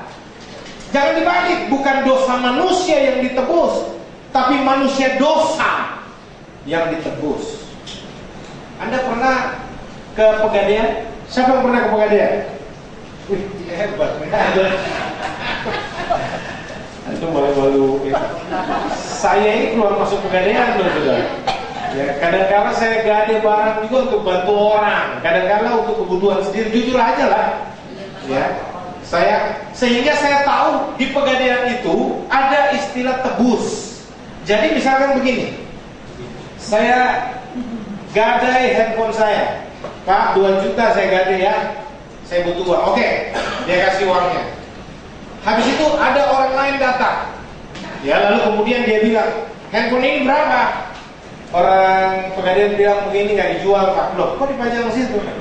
Kamu pikir saya siapa? Berapa harganya saya bayar? Orang Pegadaian bilang begini, Anda punya uang berapa pun Anda tidak bisa beli, karena yang bisa beli barang ini hanya orangnya. Dia biar punya duit banyak, dia nggak bisa beli barang ini. Karena apa? Yang berhak beli ini adalah saya yang punya barang. Itu yang dibilang tebus. Anda coba masuk ke supermarket manapun, lalu Anda lihat laptop bagus sih, bagus ya. Terus Anda bilang, Dede, ini berapa harganya? Saya tebus ya. Coba Anda bilang, saya tebus ya. Sebodoh-bodohnya itu Pramudiana, dia akan bilang, Pak, ini bukan Pegadaian tahu. Kita punya duit beli aja, nggak usah tebus-tebus. Sok keren pada bego. Malu kita kalau kita nggak tahu istilah tebus itu. Mana Kristen nggak tahu istilah tebus, bahkan pendeta, dokter pula lagi nggak tahu istilah tebus itu apa. Tebus itu artinya membeli kembali apa yang menjadi milik kita, itu tebus. Nah sekarang saya mau tanya, Anda sudah paham nggak tebus dengan beli biasa? Oke. Nah sekarang untuk urusan manusia dan dosa, yang mana kira-kira Tuhan tebus? Manusianya atau dosanya yang Tuhan tebus? Apakah Anda pikir Tuhan dari dulu pemilik dosamu sehingga dia tebus dosa manusia? Atau siapa yang milik Tuhan? Anda dan saya milik Tuhan atau dosa kita milik Tuhan? Pak, Bu, jawab. Alusia. Jawab. Yang mana? Manusia. Jadi kalau begitu yang betul yang mana? Tuhan penebus dosa manusia atau Tuhan penebus manusia dosa? Iya, kalau Tuhan tebus dosamu masuk surga, kau neraka. Masuk hati nggak ya? Maksudnya begini, kita belajar yang benar supaya memperbaiki yang nggak benar. Karena kan kita lebih cenderung pada apa kata Alkitab, ajaran Alkitab, gitu loh. Ya kan? manusia berdosa, tapi penekanannya manusianya ini yang ditebus, manusia berdosa ini atau manusia dosa ini. Ya kan kita biasa ini manusia dosa Tuhan. Ya, kalau dosa manusia lain Bu, gitu. Bisa paham ya? Ya. Jadi saudara-saudara, mulai sekarang janganlah nyanyi lagi lagu yang ada tebus dosa, karena itu dalam Alkitabiah. Na na na na na na na na. Sungguh ku percaya pada dangdut pula kan. Udah iramanya nggak rohani, kata-katanya hancur lagi. Ya, karena kasihmu padaku, kau tebus dosaku. Dicekok-cekokin lagi. Padahal salah. Dari terbitnya matahari sampai terbenamnya urusanmu adalah tebuslah dosaku. Aduh, banyak lagu, ada banyak lagu bagus. Nanti kita belajar, tidak boleh sembarang bikin lagu. Ya, ada lagu yang menyesatkan orang yang dengar loh. Syair-syair itu waduh penting. Ya, ini pengantar saja saya kasih. Nanti tapi ada khusus bahasan masalah itu, saudara. Ada lagu yang populer sekali, tapi salah kan? Sama dengan lagu penebus dosa ini. Contoh lagunya apa? Hanya ini yang inilah yang ku tahu, kau menjaga hati. Apa? Kau mengenal diriku melebihi dari semua. Itu bait pertama dari Ref kan? Yang terdekat sekalipun. Baru bait kedua dari Ref itu. Cuma hanya inilah yang ku mau, kau menjaga hatiku supaya kehidupan memancar senantiasa. Itu lagu notasinya secara musik hukum musik bagus sekali. Notasinya, iramanya bagus. Tetapi kata-katanya yang hancur yang bagian kedua. Kenapa? Karena dia kutip Amsal 4 ayat 23. Alkitab Amsal 4 ayat 23 bilang apa? Jagalah hatimu dengan segala kewaspadaan, karena dari situlah memancar kehidupan. Tapi penulis lagu ini, Jonathan Prawira, menulis begini. Hanya inilah yang ku mau, kau menjaga hatiku supaya kehidupan memancar senantiasa. Anda mau indahkan ujungnya juga tetap salah. Karena itu Anda memutarbalikkan Alkitab itu. Halo, waktu saya protes di Duta Injil, waktu saya pada gereja Duta Injil, lalu saya mengangkat masalah ini, marah, dan ternyata Duta Injil lebih berpihak Jonathan Prawira kan. Ya, kembali ke suatu yang tereliminir lagi. Enggak apa-apa lah. Demi kebenaran seperti Mika, kadang-kadang kita harus tidak tinggal di istana seperti 450 nabi palsu itu kan. Tinggal kita tersendiri, tetapi Tuhan jaga di hadiratnya. Itu aja. Ya, saudara-saudara kan, banyak sekali saudara-saudara yang perlu kita koreksi. Ya, lagu tidak sembarang. Saya juga pencipta lagu, saya juga suka buat lagu. Tetapi yang saya jaga syairnya harus sesuai dengan Alkitab atau tidak. Kalau tidak sesuai dengan Alkitab, Anda menyesatkan. Karena lagu itu kadang-kadang bisa sangat efektif memenangkan orang, tetapi juga sangat efektif untuk membawa orang bunuh diri. Ya, lagu The End of the World. Anda tahu lagu The End of the World? Itu membuat orang lompat dari menara Eiffel. Dicatat dalam sejarah 127 orang kurang lebih meninggal gara-gara nyanyi lagu The End of the World. Ya, banyak Anda tidak mengerti persoalan ini. Habis nggak suka yang lagu-lagu begini, dangdut semua sih jadi susah. Tidak, saya yakin Anda tahu ini, Anda cuma terkesima aja karena saya mengingatkan kembali pada sejarah. Nah, saudara yang kekasih, itu tidak ada. Nah, termasuk ini nih, istilah-istilah memutarbalikkan ini seperti sistem keimamatan pendeta dan majelis gerejawi. Saya mau kasih tahu. Pertama, jabatan pendeta saja tidak ada di Alkitab. Anda pegang Alkitab sekarang kan? Cari dari Kejadian sampai Wahyu. Kalau dapat kata pendeta, saya tambah 5 miliar rupiah lagi. Tidak ada, apalagi pendeta itu menjadi majelis. Dan Anda tahu majelis itu jabatan di mana? Waktu di Perjanjian Lama di dalam korporat Yahudi itu ada jabatan majelis. Tapi ketika Yesus bangun jemaatnya, halo, yang Yesus bilang di atas batu karang ini, aku akan mendirikan jemaatku dan alam maut tidak akan menguasainya. Dan itu tidak ada lagi majelis di situ. Tapi heran gereja-gereja lebih beradaptasi pada Perjanjian Lama, sistem Taurat, sistem kefarisian dan ahli Taurat, lalu kemudian tidak mengikuti pola Yesus. Ada yang memix itu, sehingga jabatan imam seperti pendeta itu dikatakan imam besar. Pendeta itu kadang-kadang jadi imam besar. Makanya ada di gereja-gereja terapannya. Yang paling ngeri, evangelis, penginjil, yang mestinya itu jabatan resmi di Alkitab.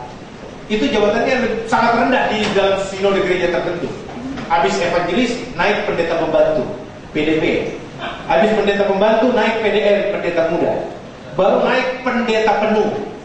Bahkan dalam gereja tertentu naik pendeta internasional. Saya mau tanya sama saudara, di mana di Alkitab ada jabatan pendeta dan pendeta jadi ketua majelis? Ini cuma tanya, saudara-saudara. Kalau saudara tahu, ya puji Tuhan. Kalau ada di situ, tolong kasih tahu. Itu jabatan di Perjanjian Lama yang Yesus sudah tidak pakai, sudah tidak dipakai lagi sistem ini. Tapi ya itulah, orang-orang Sores Mesianik mulai mengembalikan lagi nih. Kaum akar Ibrani yang berpaut pada pengagungan nama Yahweh dan sebagainya, mulai mengembalikan sistem ini lagi. Yang paling ngeri, ada kalangan akar Ibrani yang memberlakukan lagi sunat Yahudi. Jadi orang kalau mau jadi anggota gereja itu harus disunat. Katanya Yesus pun disunat. Kalau engkau pengikut Kristus harus disunat. Hati-hati.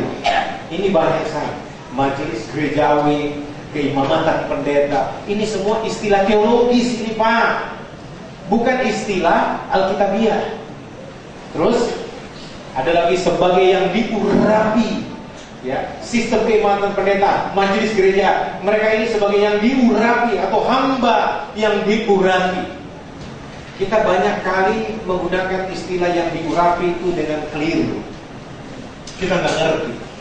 Jujur saya mau buka ini di hadapan saudara sedikit, walaupun nanti itu dibahas banyak dalam ibadah simbolik. Tidak ada dikatakan di dalam Alkitab, apalagi ajaran Alkitab tentang yang hamba yang diurapi. Di Perjanjian Baru tidak ada peristiwa urap mengurat. Di Alkitab hanya di Perjanjian Lama itu ada 3 peristiwa pengurapan. Ketika seorang diangkat menjadi nabi, dia diurapi untuk menjadi juru bicara Allah, penyambung lidah Allah.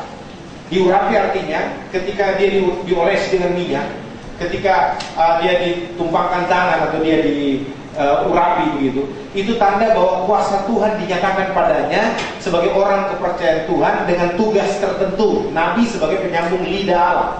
Lalu raja, seseorang diangkat menjadi raja, ditabiskan jadi raja, dia diurapi sebagai raja. Untuk apa? Tanda kuasa Tuhan diberikan kepadanya sebagai orang kepercayaan Tuhan untuk mewakili Tuhan memerintah bangsa yang besar Israel itu, ya, sebagai pemimpin umatnya.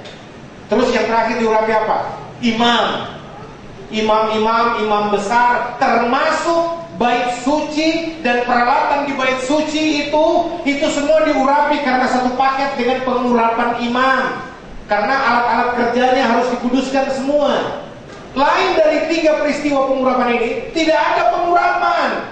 Apalagi pergi urapi mobil orang dalam nama Yesus, urapi rumah orang. Alkitab bilang jangan mengingini barang sesama manusia. Patik ke-10 itu pelanggaran. Kita rumah orang kita urapi, mobil orang berklaim dalam nama Yesus. Kiranya berpindah dari tempat ini ke tempat saya. Dengan memakai iman memindahkan gunung. Rumah orang itu ngaco aja. Ajaran urat-mengurat ini berkembang dengan seiring pesatnya gerakan karismatik. Saya bilang karismatik movement, ya. Saya nggak menghakimi semua gereja karismatik, tetapi saya bicara karismatik movement ini paling memberikan peluang ajaran-ajaran teologis yang berkembang tanpa terkontrol. Bahkan seorang Benny Hinn, Maurice Cerullo, Kenneth Hagin, dan beberapa nabi-nabi luar biasa di dunia ini yang membandrol minyak urapannya dengan $10, $20, bahkan sapu tangan yang didoakan lalu kemudian dikirimkan dengan transfer dana sekian-sekian. Ya, saudara-saudara, pengurapan yang luar biasa. Orang bilang urapi, diurapi. Ya, kalau ada yang bicara hambanya yang diurapi, hati-hati loh. Saya mau kasih tahu, gelar yang diurapi atau hamba yang diurapi hanya Yesus yang boleh pakai. Mesias itu artinya yang diurapi. Kristos dalam bahasa Yunani-nya, dalam bahasa Ibrani-nya Mesaya, Mesias, itu artinya sang terurai, yang diurapi. Dan hanya Yesus seorang diri yang boleh pakai itu. 3 peristiwa pengurapan, raja, imam, dan nabi di perjanjian lama, yang kemudian dialami oleh seorang yang bernama Daud, yang mengalami 3 pengurapan, raja, imam, dan nabi. Itu menubuatkan tentang pelayanan Yesus sang Mesias, sang terurap yang dijanjikan. Jadi saudara-saudara, di dalam Alkitab sebenarnya khususnya di perjanjian baru tidak ada istilahnya urapan-urapan seperti yang gereja-gereja banyak ini, saudara-saudara. Bahkan ada khusus kebaktian pengurapan. Jadi saudara-saudara, ada kebaktian pengurapan, panggil orang diurapi. Jadi yang mengurapi ini lebih tinggi dari yang diurapi, ya kan? Sakitnya, mau sembuh, mau sukses, semua diurapi. Dan ada khotbah pendeta, semuanya cuma satu jawaban, minyak urapan. Mau pinter, mau kaya, mau hebat, mau berhasil, minyak urapan. Hebat. Jadi kadang-kadang saya pikir-pikir kalau dia khotbah, saudara anakmu mau pinter, oleskan di jidatnya dalam nama Yesus dengan minyak urapan. Suami mau kaya, ambil dompetnya, oles dalam minyak urapan. Minyak urapan dalam nama Yesus. Semua jawabannya, apapun persoalanmu, baru beli rumah, minyak urapan. Ya, baru buka kantor, minyak urapan. Baru beli mobil, minyak urapan. Apa saja persoalanmu, minyak urapan. Wis, saya mau minyak urapan semua. Bahkan mayat yang sudah lama dikubur karena minyak urapan tidak menjadi rusak, dibanggakan pula. Ya, saya mau kasih tahu, minyak urapan, semua minyak urapan. Saudara, saya mau kasih tahu sama Anda mau jangankan cuma oles minyak urapan, kasih mandi minyak urapan anakmu. Kalau dia nggak pernah belajar, dia akan tetap bodoh bin goblok. Halo, suamimu biar kau ambil dompetnya, jangankan oles, rendam di minyak urapan. Dia tidak akan kaya kalau dia nggak bertobat. Kalau dia suka main perempuan, dia suka judi, dia segala macam, akan hancur hidupnya. Kalau dia pemalas, nggak kerja keras. Amin, saudara. Sampai masakan pun dalam minyak urapan, dalam nama Yesus, teteskan 1-2 minyak urapan akan luar biasa, enak dan sehat, kata pendeta. Kalau Anda mau minyak makananmu enak, nggak usah pakai minyak urapan. Minyak bimoli, minyak apa sih, banyak. Lalu belajar masak. Nih, di kampung ini banyak orang yang jago masak nih. Gue yakin juga jago masak loh. Ya, saya mau tanya, enak kan masakannya? Enak kan? Saya nggak kurus loh, gara-gara bagaimana menahan godaan masakan yang enak tiap hari. Jadi masa semua minyak urapan. Saya pernah dipanggil mendoakan orang yang berantem suami istri mau cerai gara-gara minyak urapan. Karena rumah mereka itu di perumahan Bang Beni 46 di Ciputat situ, di daerah Lebak Bulus itu nih, kalau saya nggak salah. Itu kan garasinya di bawah, rumahnya di atas. Jadi ada tangga dari rumah ke bawah. Ya, itu dia jatuh patah sudah suaminya. Rupanya istrinya kasih minyak urapan mulai dari tangga apa semua sampai mobil. Karena pendetanya bilang, saya mendapat penglihatan suamimu itu udah mulai serong. Aduh, saudara, ini minyak urapan kasih kamar apa doa supaya suamimu tidak sembarangan. Wah, suaminya begitu jatuh, loh, patah saudara. Istrinya bilang, ini tanda, ini hukuman Tuhan. Waduh, ngamuk dia, minta cerai. Panggil kita sampai subuh jam 2-3 baru kita datang, karena besoknya mereka sudah kumpul keluarga mau cerai. Setelah kita jelaskan semua, istrinya pertama gak senang, tapi begitu kita bukakan semua, puji Tuhan, Tuhan kasih hikmat juga, akhirnya dia bisa terima.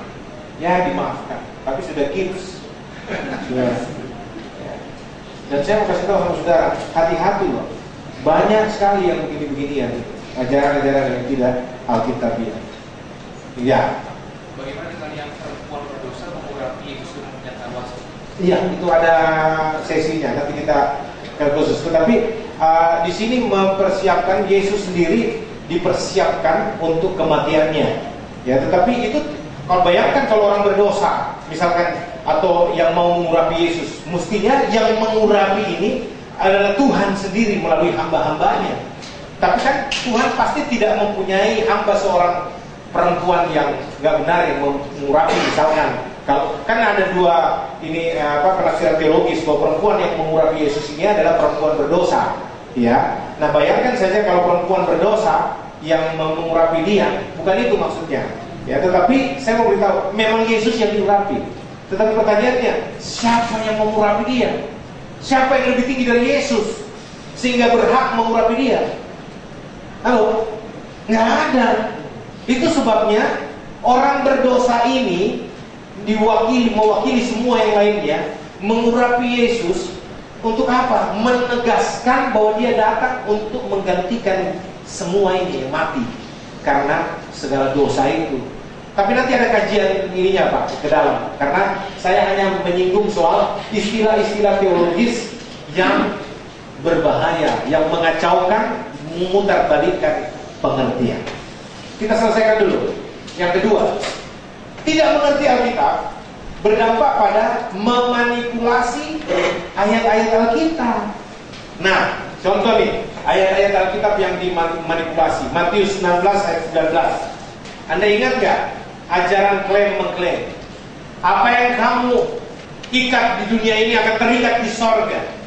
Coba baca Matius 16 ayat 19 dulu. Kepadamu akan kuberikan kunci kerajaan surga.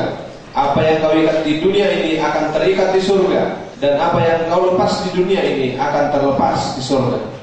Apa yang kamu ikat di bumi akan terikat di surga. Apa yang kamu lepas di bumi akan dilepas di surga. Dalam nama Yesus kami ikat, dalam nama Yesus kami klaim. Sekarang kan gayanya orang klaim-klaim. Tuhan kami klaim janjimu. Dipakai getar suaranya. Dalam nama Yesus kami klaim janjimu. Keren kan, kelihatannya rohani banget gitu ya. Klaim-klaim. Saya mau kasih tahu, Anda tidak punya hak klaim bro.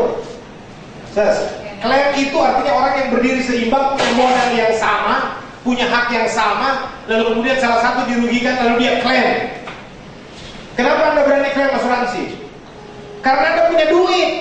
Coba nggak kasih masuk duit, berani klaim. Apa mau diklaim kalau nggak klaim? Anda mau klaim Tuhan. Apakah Anda sama setara dengan Tuhan? Anda punya andil dengan Tuhan? Nah, ini gaya berdoa yang sombong. Kami klaim janjimu dalam nama Yesus. Nah, kalau Tuhan mau batalin, emang kenapa? Saya mau tanya, Tuhan berjanji, yes. Tuhan setia, yes. Tapi saya mau tanya, bisa nggak Tuhan batalin janjinya? Bisa. Kalau dia mau, dia punya kuasa. Tidak ada kuasa yang melebihi kuasa dia. Manusia cuma bisa berkata seperti Daud, apa yang kau pandang baik, lakukan. Dan Yesus kemudian menyempurnakan berkata begini, bukan kehendakku yang jadi. Kalau boleh lalu cawan ini, tapi bukan kehendakku yang jadi ya Bapa, tapi kehendakmu lah yang jadi. Itu yang namanya penundukan diri, penyerahan penuh. Anda tidak punya kuasa klaim mengklaim, tapi ini dimanipulasi. Saudara, terus minyak urapan kudus. Semua orang yang bicara minyak urapan di Indonesia ini, Yakobus 5, 14-15. Kalau ada seorang di antara kamu yang sakit, baiklah ia memanggil para penatua jemaat, supaya mereka mendoakan dia, ya, serta mengolesnya dengan minyak dalam nama Tuhan. Mengolesnya dalam minyak dalam nama Tuhan, katanya. Ini yang disebut minyak urapan. Terus, dan doa yang lahir dari iman akan menyelamatkan orang sakit itu, dan Tuhan akan membangunkan dia. Dan jika ia telah berbuat dosa, maka dosanya itu akan diampuni. Saya mau tanya ayat lanjutan setelah yang tadi. Apakah Tuhan bilang kemudian karena minyak urapan itu orang itu bangkit, disembuhkan? Ada di situ? Karena doa yang lahir. Minyak ini sebenarnya yang dioleskan ini minyak yang berkhasiat penyembuhan. Kalau ada orang sakit, hendaklah panggil penatua jemaat. Untuk apa? Untuk berdoa. Ya, oleskan minyak. Minyak yang dioleskan ini sebagai tanda orang ini dimintakan dengan apa yang ada, terbatas, obat yang terbatas. Misalkan minyak yang berkhasiat penyembuhan. Kalau sekarang itu minyak kayu putih, minyak tawon, minyak apa lagi? Yang berkhasiat menyembuhkan gitu.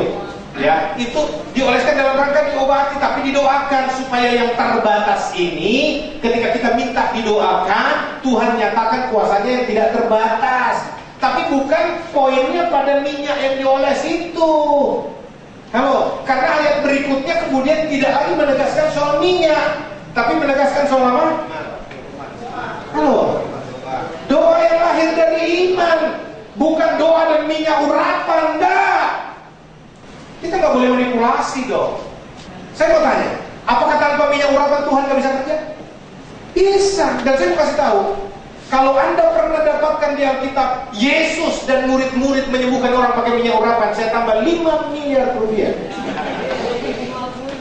Nggak ada. Yesus tidak pernah berdoa untuk orang minyak urapan.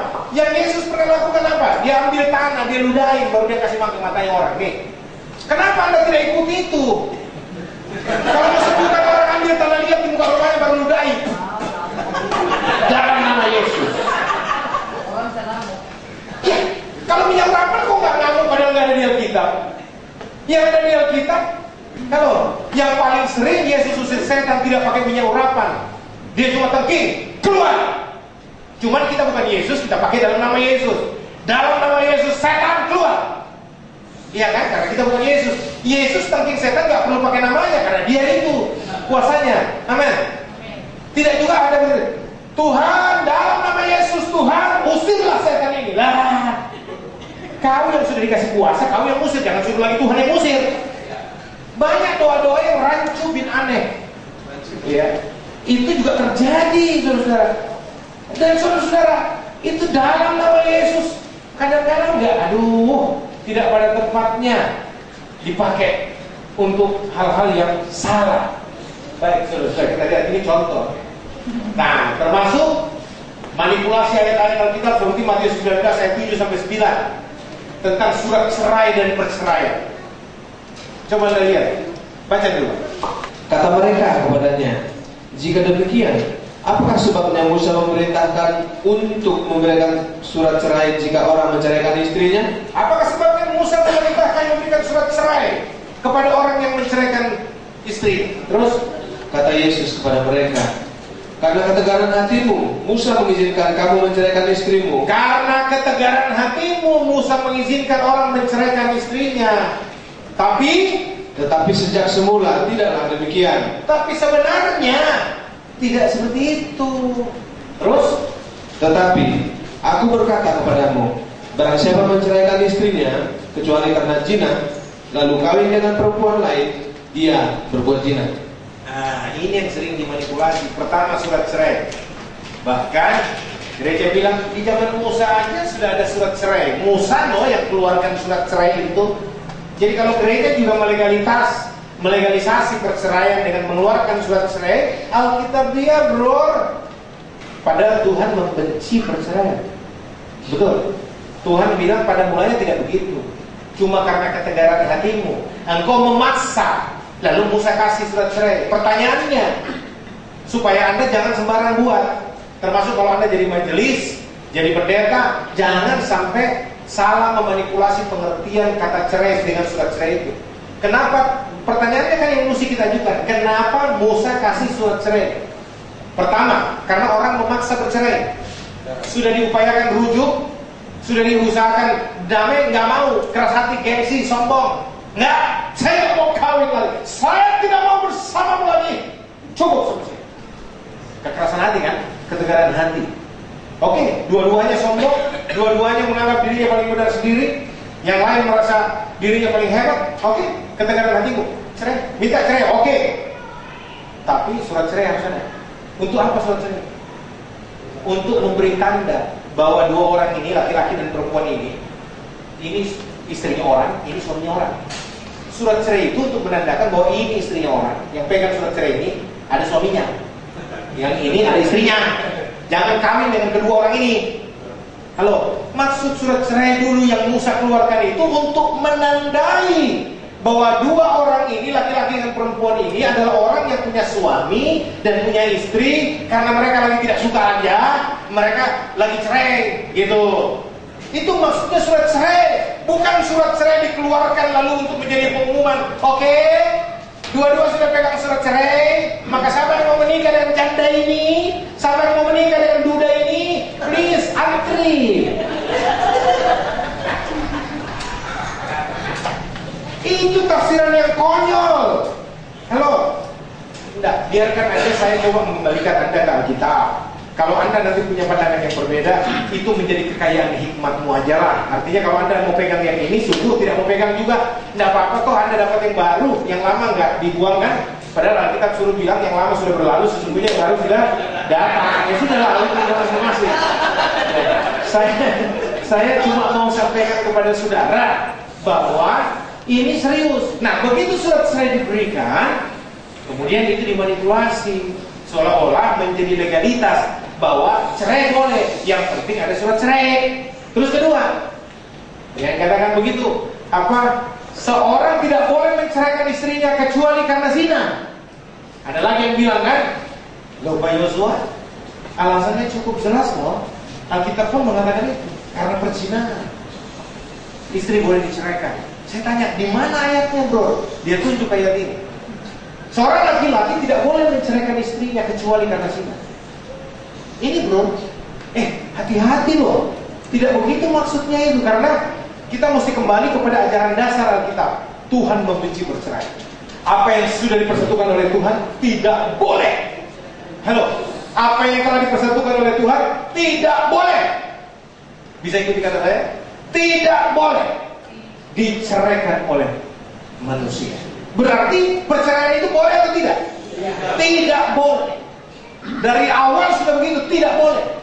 Terus orang tegar hatinya, dikasih surat cerai. Untuk apa? Tanda bahwa orang ini tidak boleh kawin lagi. Dua orang ini, karena ini suami, ini istri. Mereka sudah mengangkat ikrar sampai maut memisahkan. Jadi tunggu salah satunya mati baru bisa kawin. Kalau nggak tahan, doakan supaya cepat mati salah satunya. Itu aja, supaya cepat hasratnya diwujudkan kan. Kalau ada yang sedang mencintai istri orang, ya doakan saja suaminya cepat mati. Hanya ada dua, kalau doa mujarab dia cepat mati, atau kalau tidak mujarab kau yang cepat mati. Jadi saudara yang terkasih dalam Tuhan, sudahlah kita yang memanipulasi seperti begini. Nah, bagaimana dong maksudnya? Dasar zina.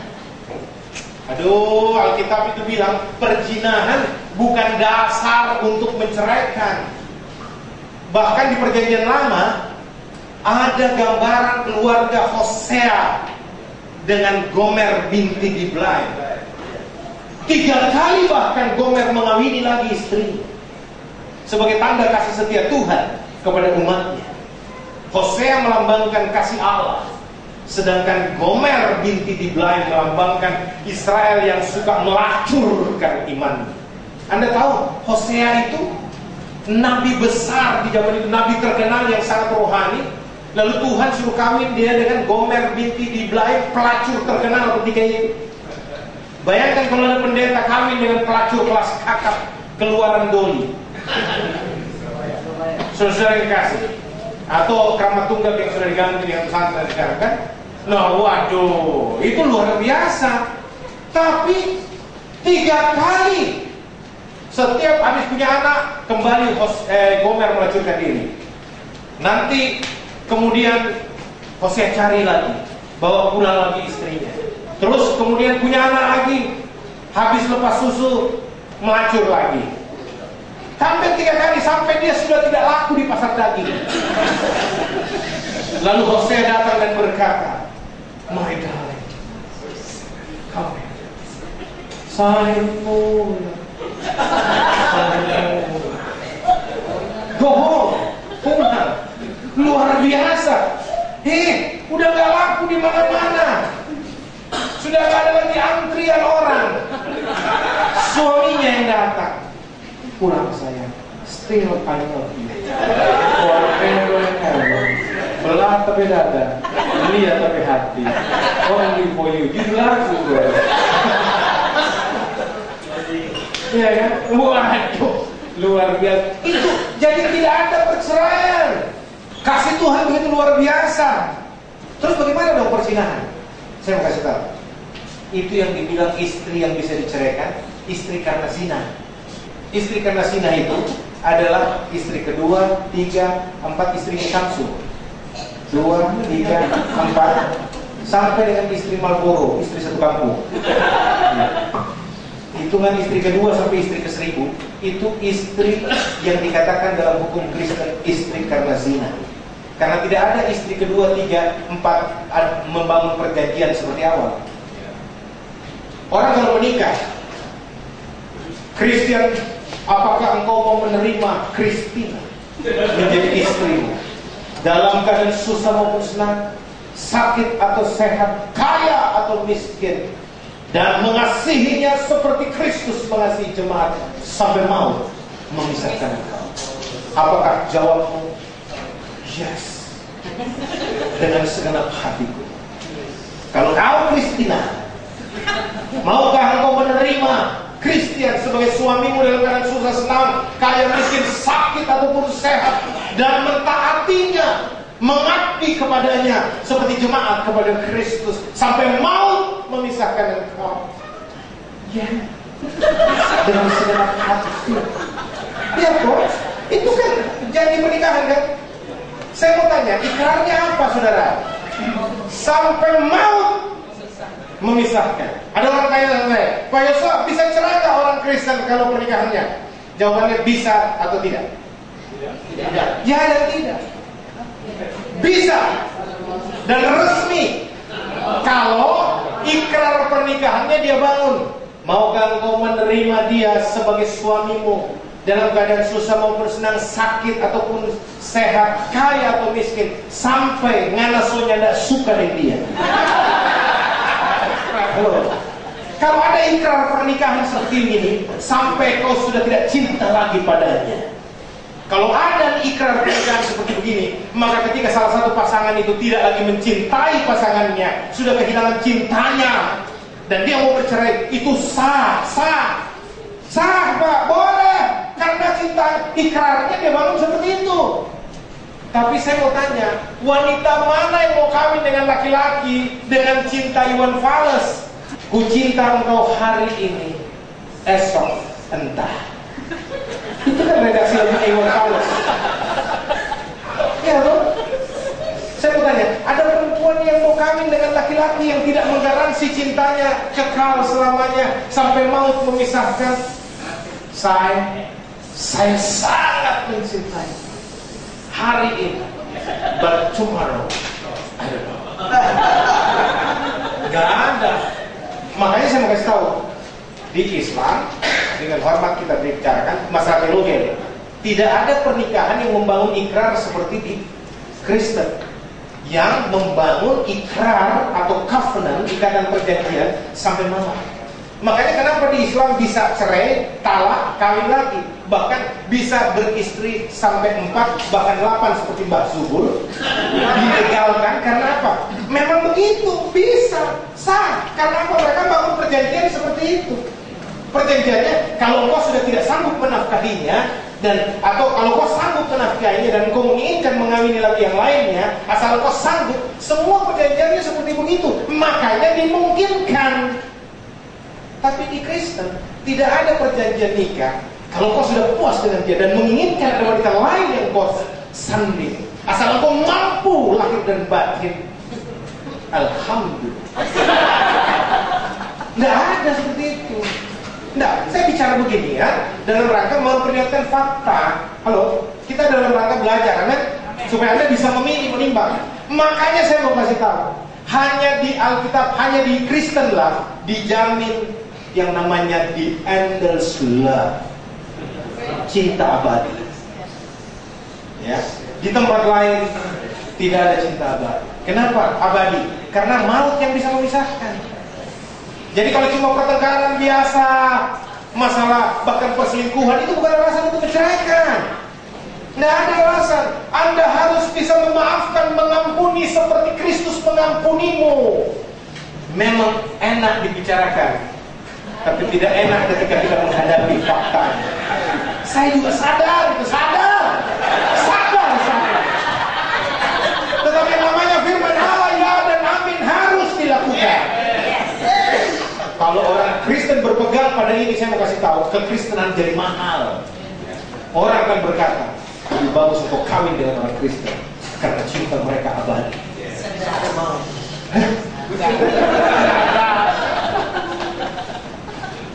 Tapi kenapa sekarang banyak orang jadinya mau kawin dengan yang non-Kristen? Jadi malah, kenapa? Karena gereja sudah mengumumkan dirinya bisa bercerai.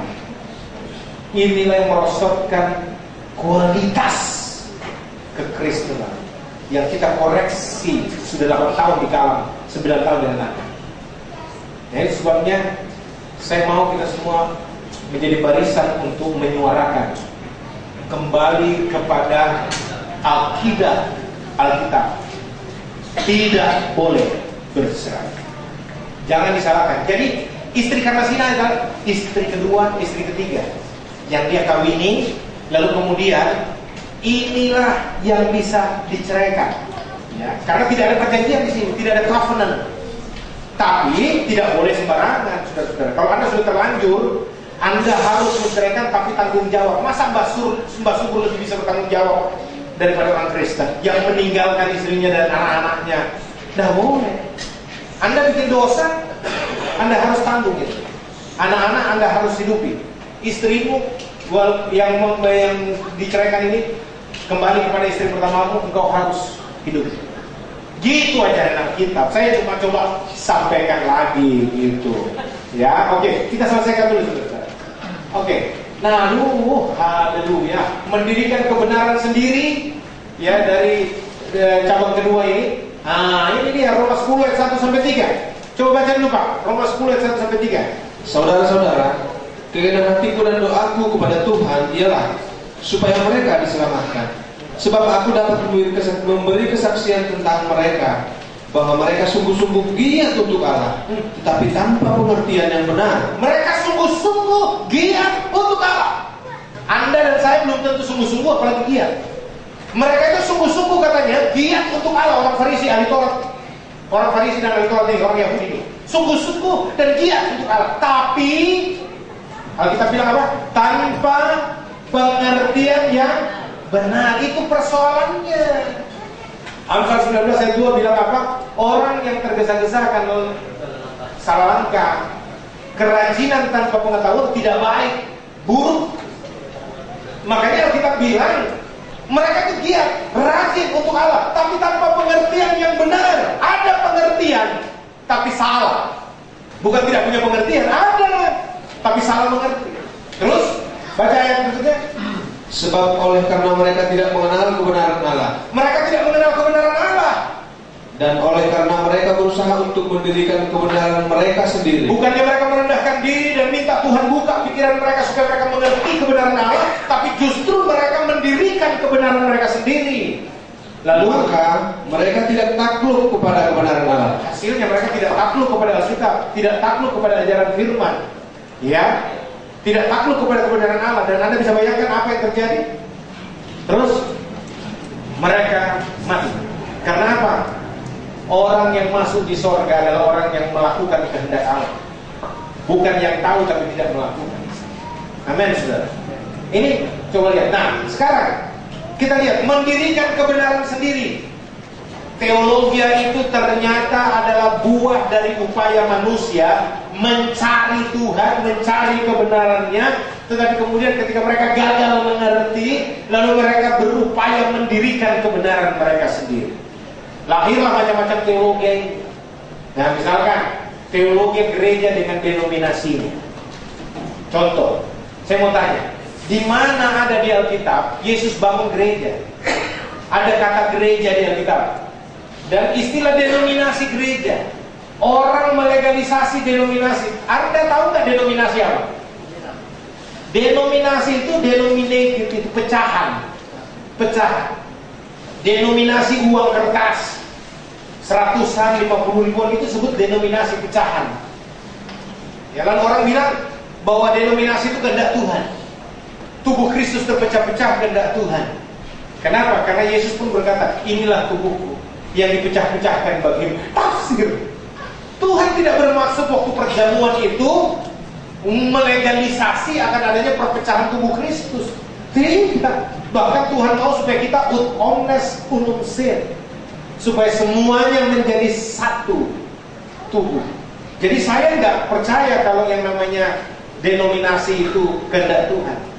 Tapi saya juga tidak terlalu pegang istilahnya gereja sinodal dalam pengertian satu pucuk pimpinan sedunia. Nanti kita bahas itu di teori tentang jemaat.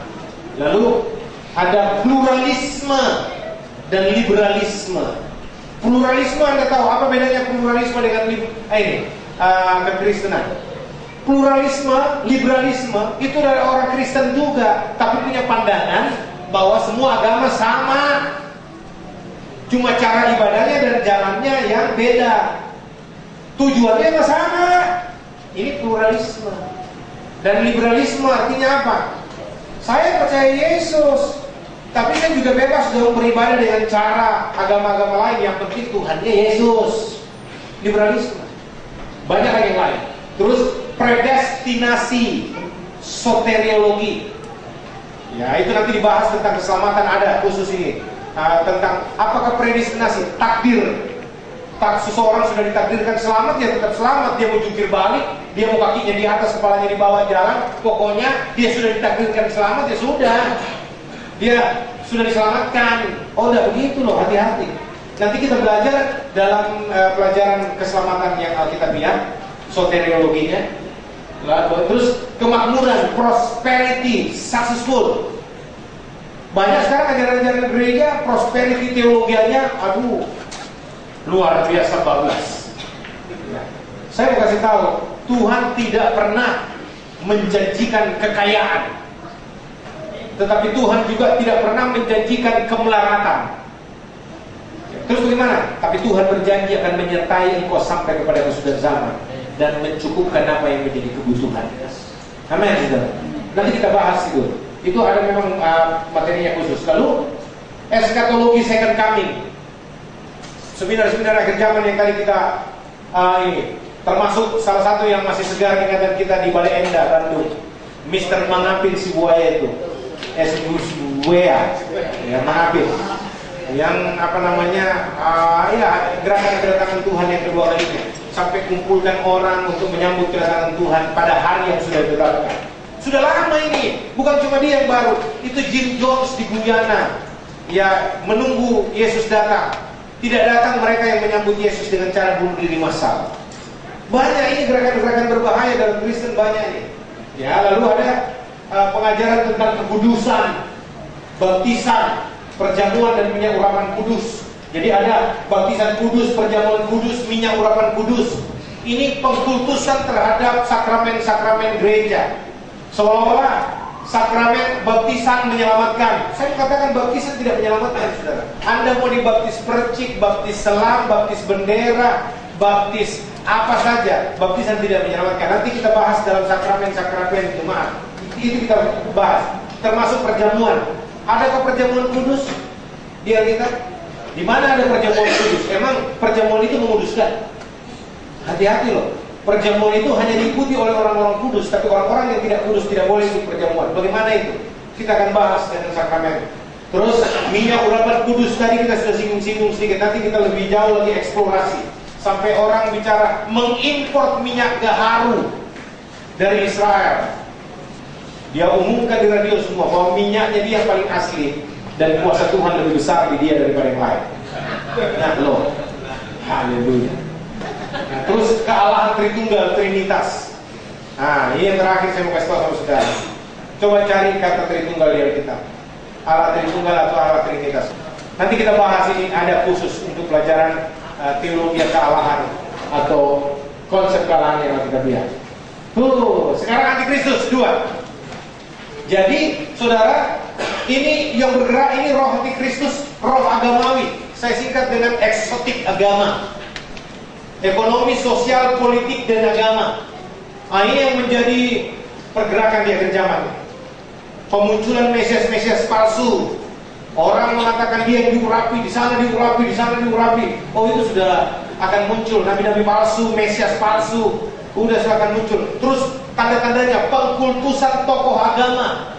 Nah, ini roh agamawi semua ini. Roh antikristus.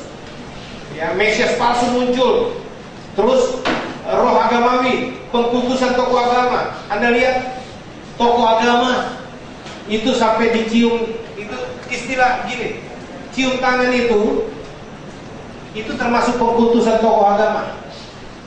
Bahkan sekarang saya dengar ada pendeta duduk kakinya dicium sama jemaatnya, ya. Lalu dia kasih, memang dirinya dikultuskan. Hati-hati loh, saya mau kasih tahu sama saudara. Terus ada pemujaan tokoh adat istiadat. Sekarang ini kita lihat tokoh-tokoh adat lebih diutamakan. Ya, pengkultusan itu terjadi. Dan ini roh agamawi dan roh adat istiadat. Ini yang bekerja saat-saat ini. Yang kemudian apa? Menggeser secara perlahan tapi pasti wibawa Alkitab, kebenaran firman Tuhan. Bahkan saya mau kasih tahu, pemuka gereja, hamba Tuhan kadang-kala jauh tidak dihormati dibandingkan tokoh adat. Kalau tokoh adat itu muncul, dia lebih diagungkan dibandingkan hamba Tuhan, pendeta. Lebih dihormati. Jatah adat bisa bicara 1 hari, madok kata. Kalau pendeta 5 menit diteriakin, udahlah pendeta, rampungkan aja lah. Udahlah, jemaat ini. Saudara-saudara yang dikasih oleh Tuhan, hati-hati. Ini semua yang merupakan intisari dari dimensi kesesatan itu. Jadi ada 2 cabang kesesatan. Menambah atau mengurangi Alkitab baik secara material maupun secara immaterial. Lalu cabang yang kedua, tidak mengerti Alkitab, sesat. Karena Anda bisa mengacaukan dan memutarbalikkan kebenaran firman Tuhan atau mendirikan kebenaran sendiri. Termasuk itu tadi daftar-daftarnya yang saya kasih tahu. Nah, ini kebenaran sendiri nih, saudara-saudara. Saya mau beritahu kepada saudara, kebenaran sendiri ini semua. Ini kebenaran sendiri. Makanya kenapa orang Kristen terpecah belah? Bagaimana caranya? Gereja denominasi terpecah belah. Masing-masing gereja menganggap dirinya paling benar, yang lain salah, dan seterusnya. Tapi mudah-mudahan hari ini Anda bisa mendapatkan informasi, paling tidak ini bersifat masukan, supaya Anda timbang, uji apa yang saya katakan ini sesuai Alkitab atau tidak. Pertanyaan saya menutupi sesi ini, kalau ada 2 yang berbeda, Alkitab dengan kekristenan, yang mana yang salah? Apakah Alkitab yang salah, kekristenan benar, atau kekristenan yang salah yang harus dikoreksi dan Alkitab yang benar? Saya yakin kalau kita pegang Alkitab yang benar, kita akan terpanggil untuk memberikan masukan. Martin Luther belum muncul karena melihat Alkitab benar, ternyata gereja yang ada salah. Dia beri koreksi. Koreksi masuk dalam bagian gerakan reformasi. Jadi itu sebabnya Anda ikut di sini. Saya percaya Anda tidak kebetulan. Anda orang yang datang di sini karena Tuhan yang bawa. Amin. Dan Tuhan punya rencana untuk mempercayakan Anda agenda reformasi menjelang kedatangannya yang kedua kali. Kebenaran yang kau terima, sampaikan itu di gerejamu, di agamamu, di kelompokmu. Koreksi supaya mereka tidak tersesat. Dan itu sebabnya marilah kita menimbang ini baik-baik, pegang ini, ujilah segala sesuatu, peganglah yang baik. Kiranya Tuhan menolong dan memberkati kita semua. Amin.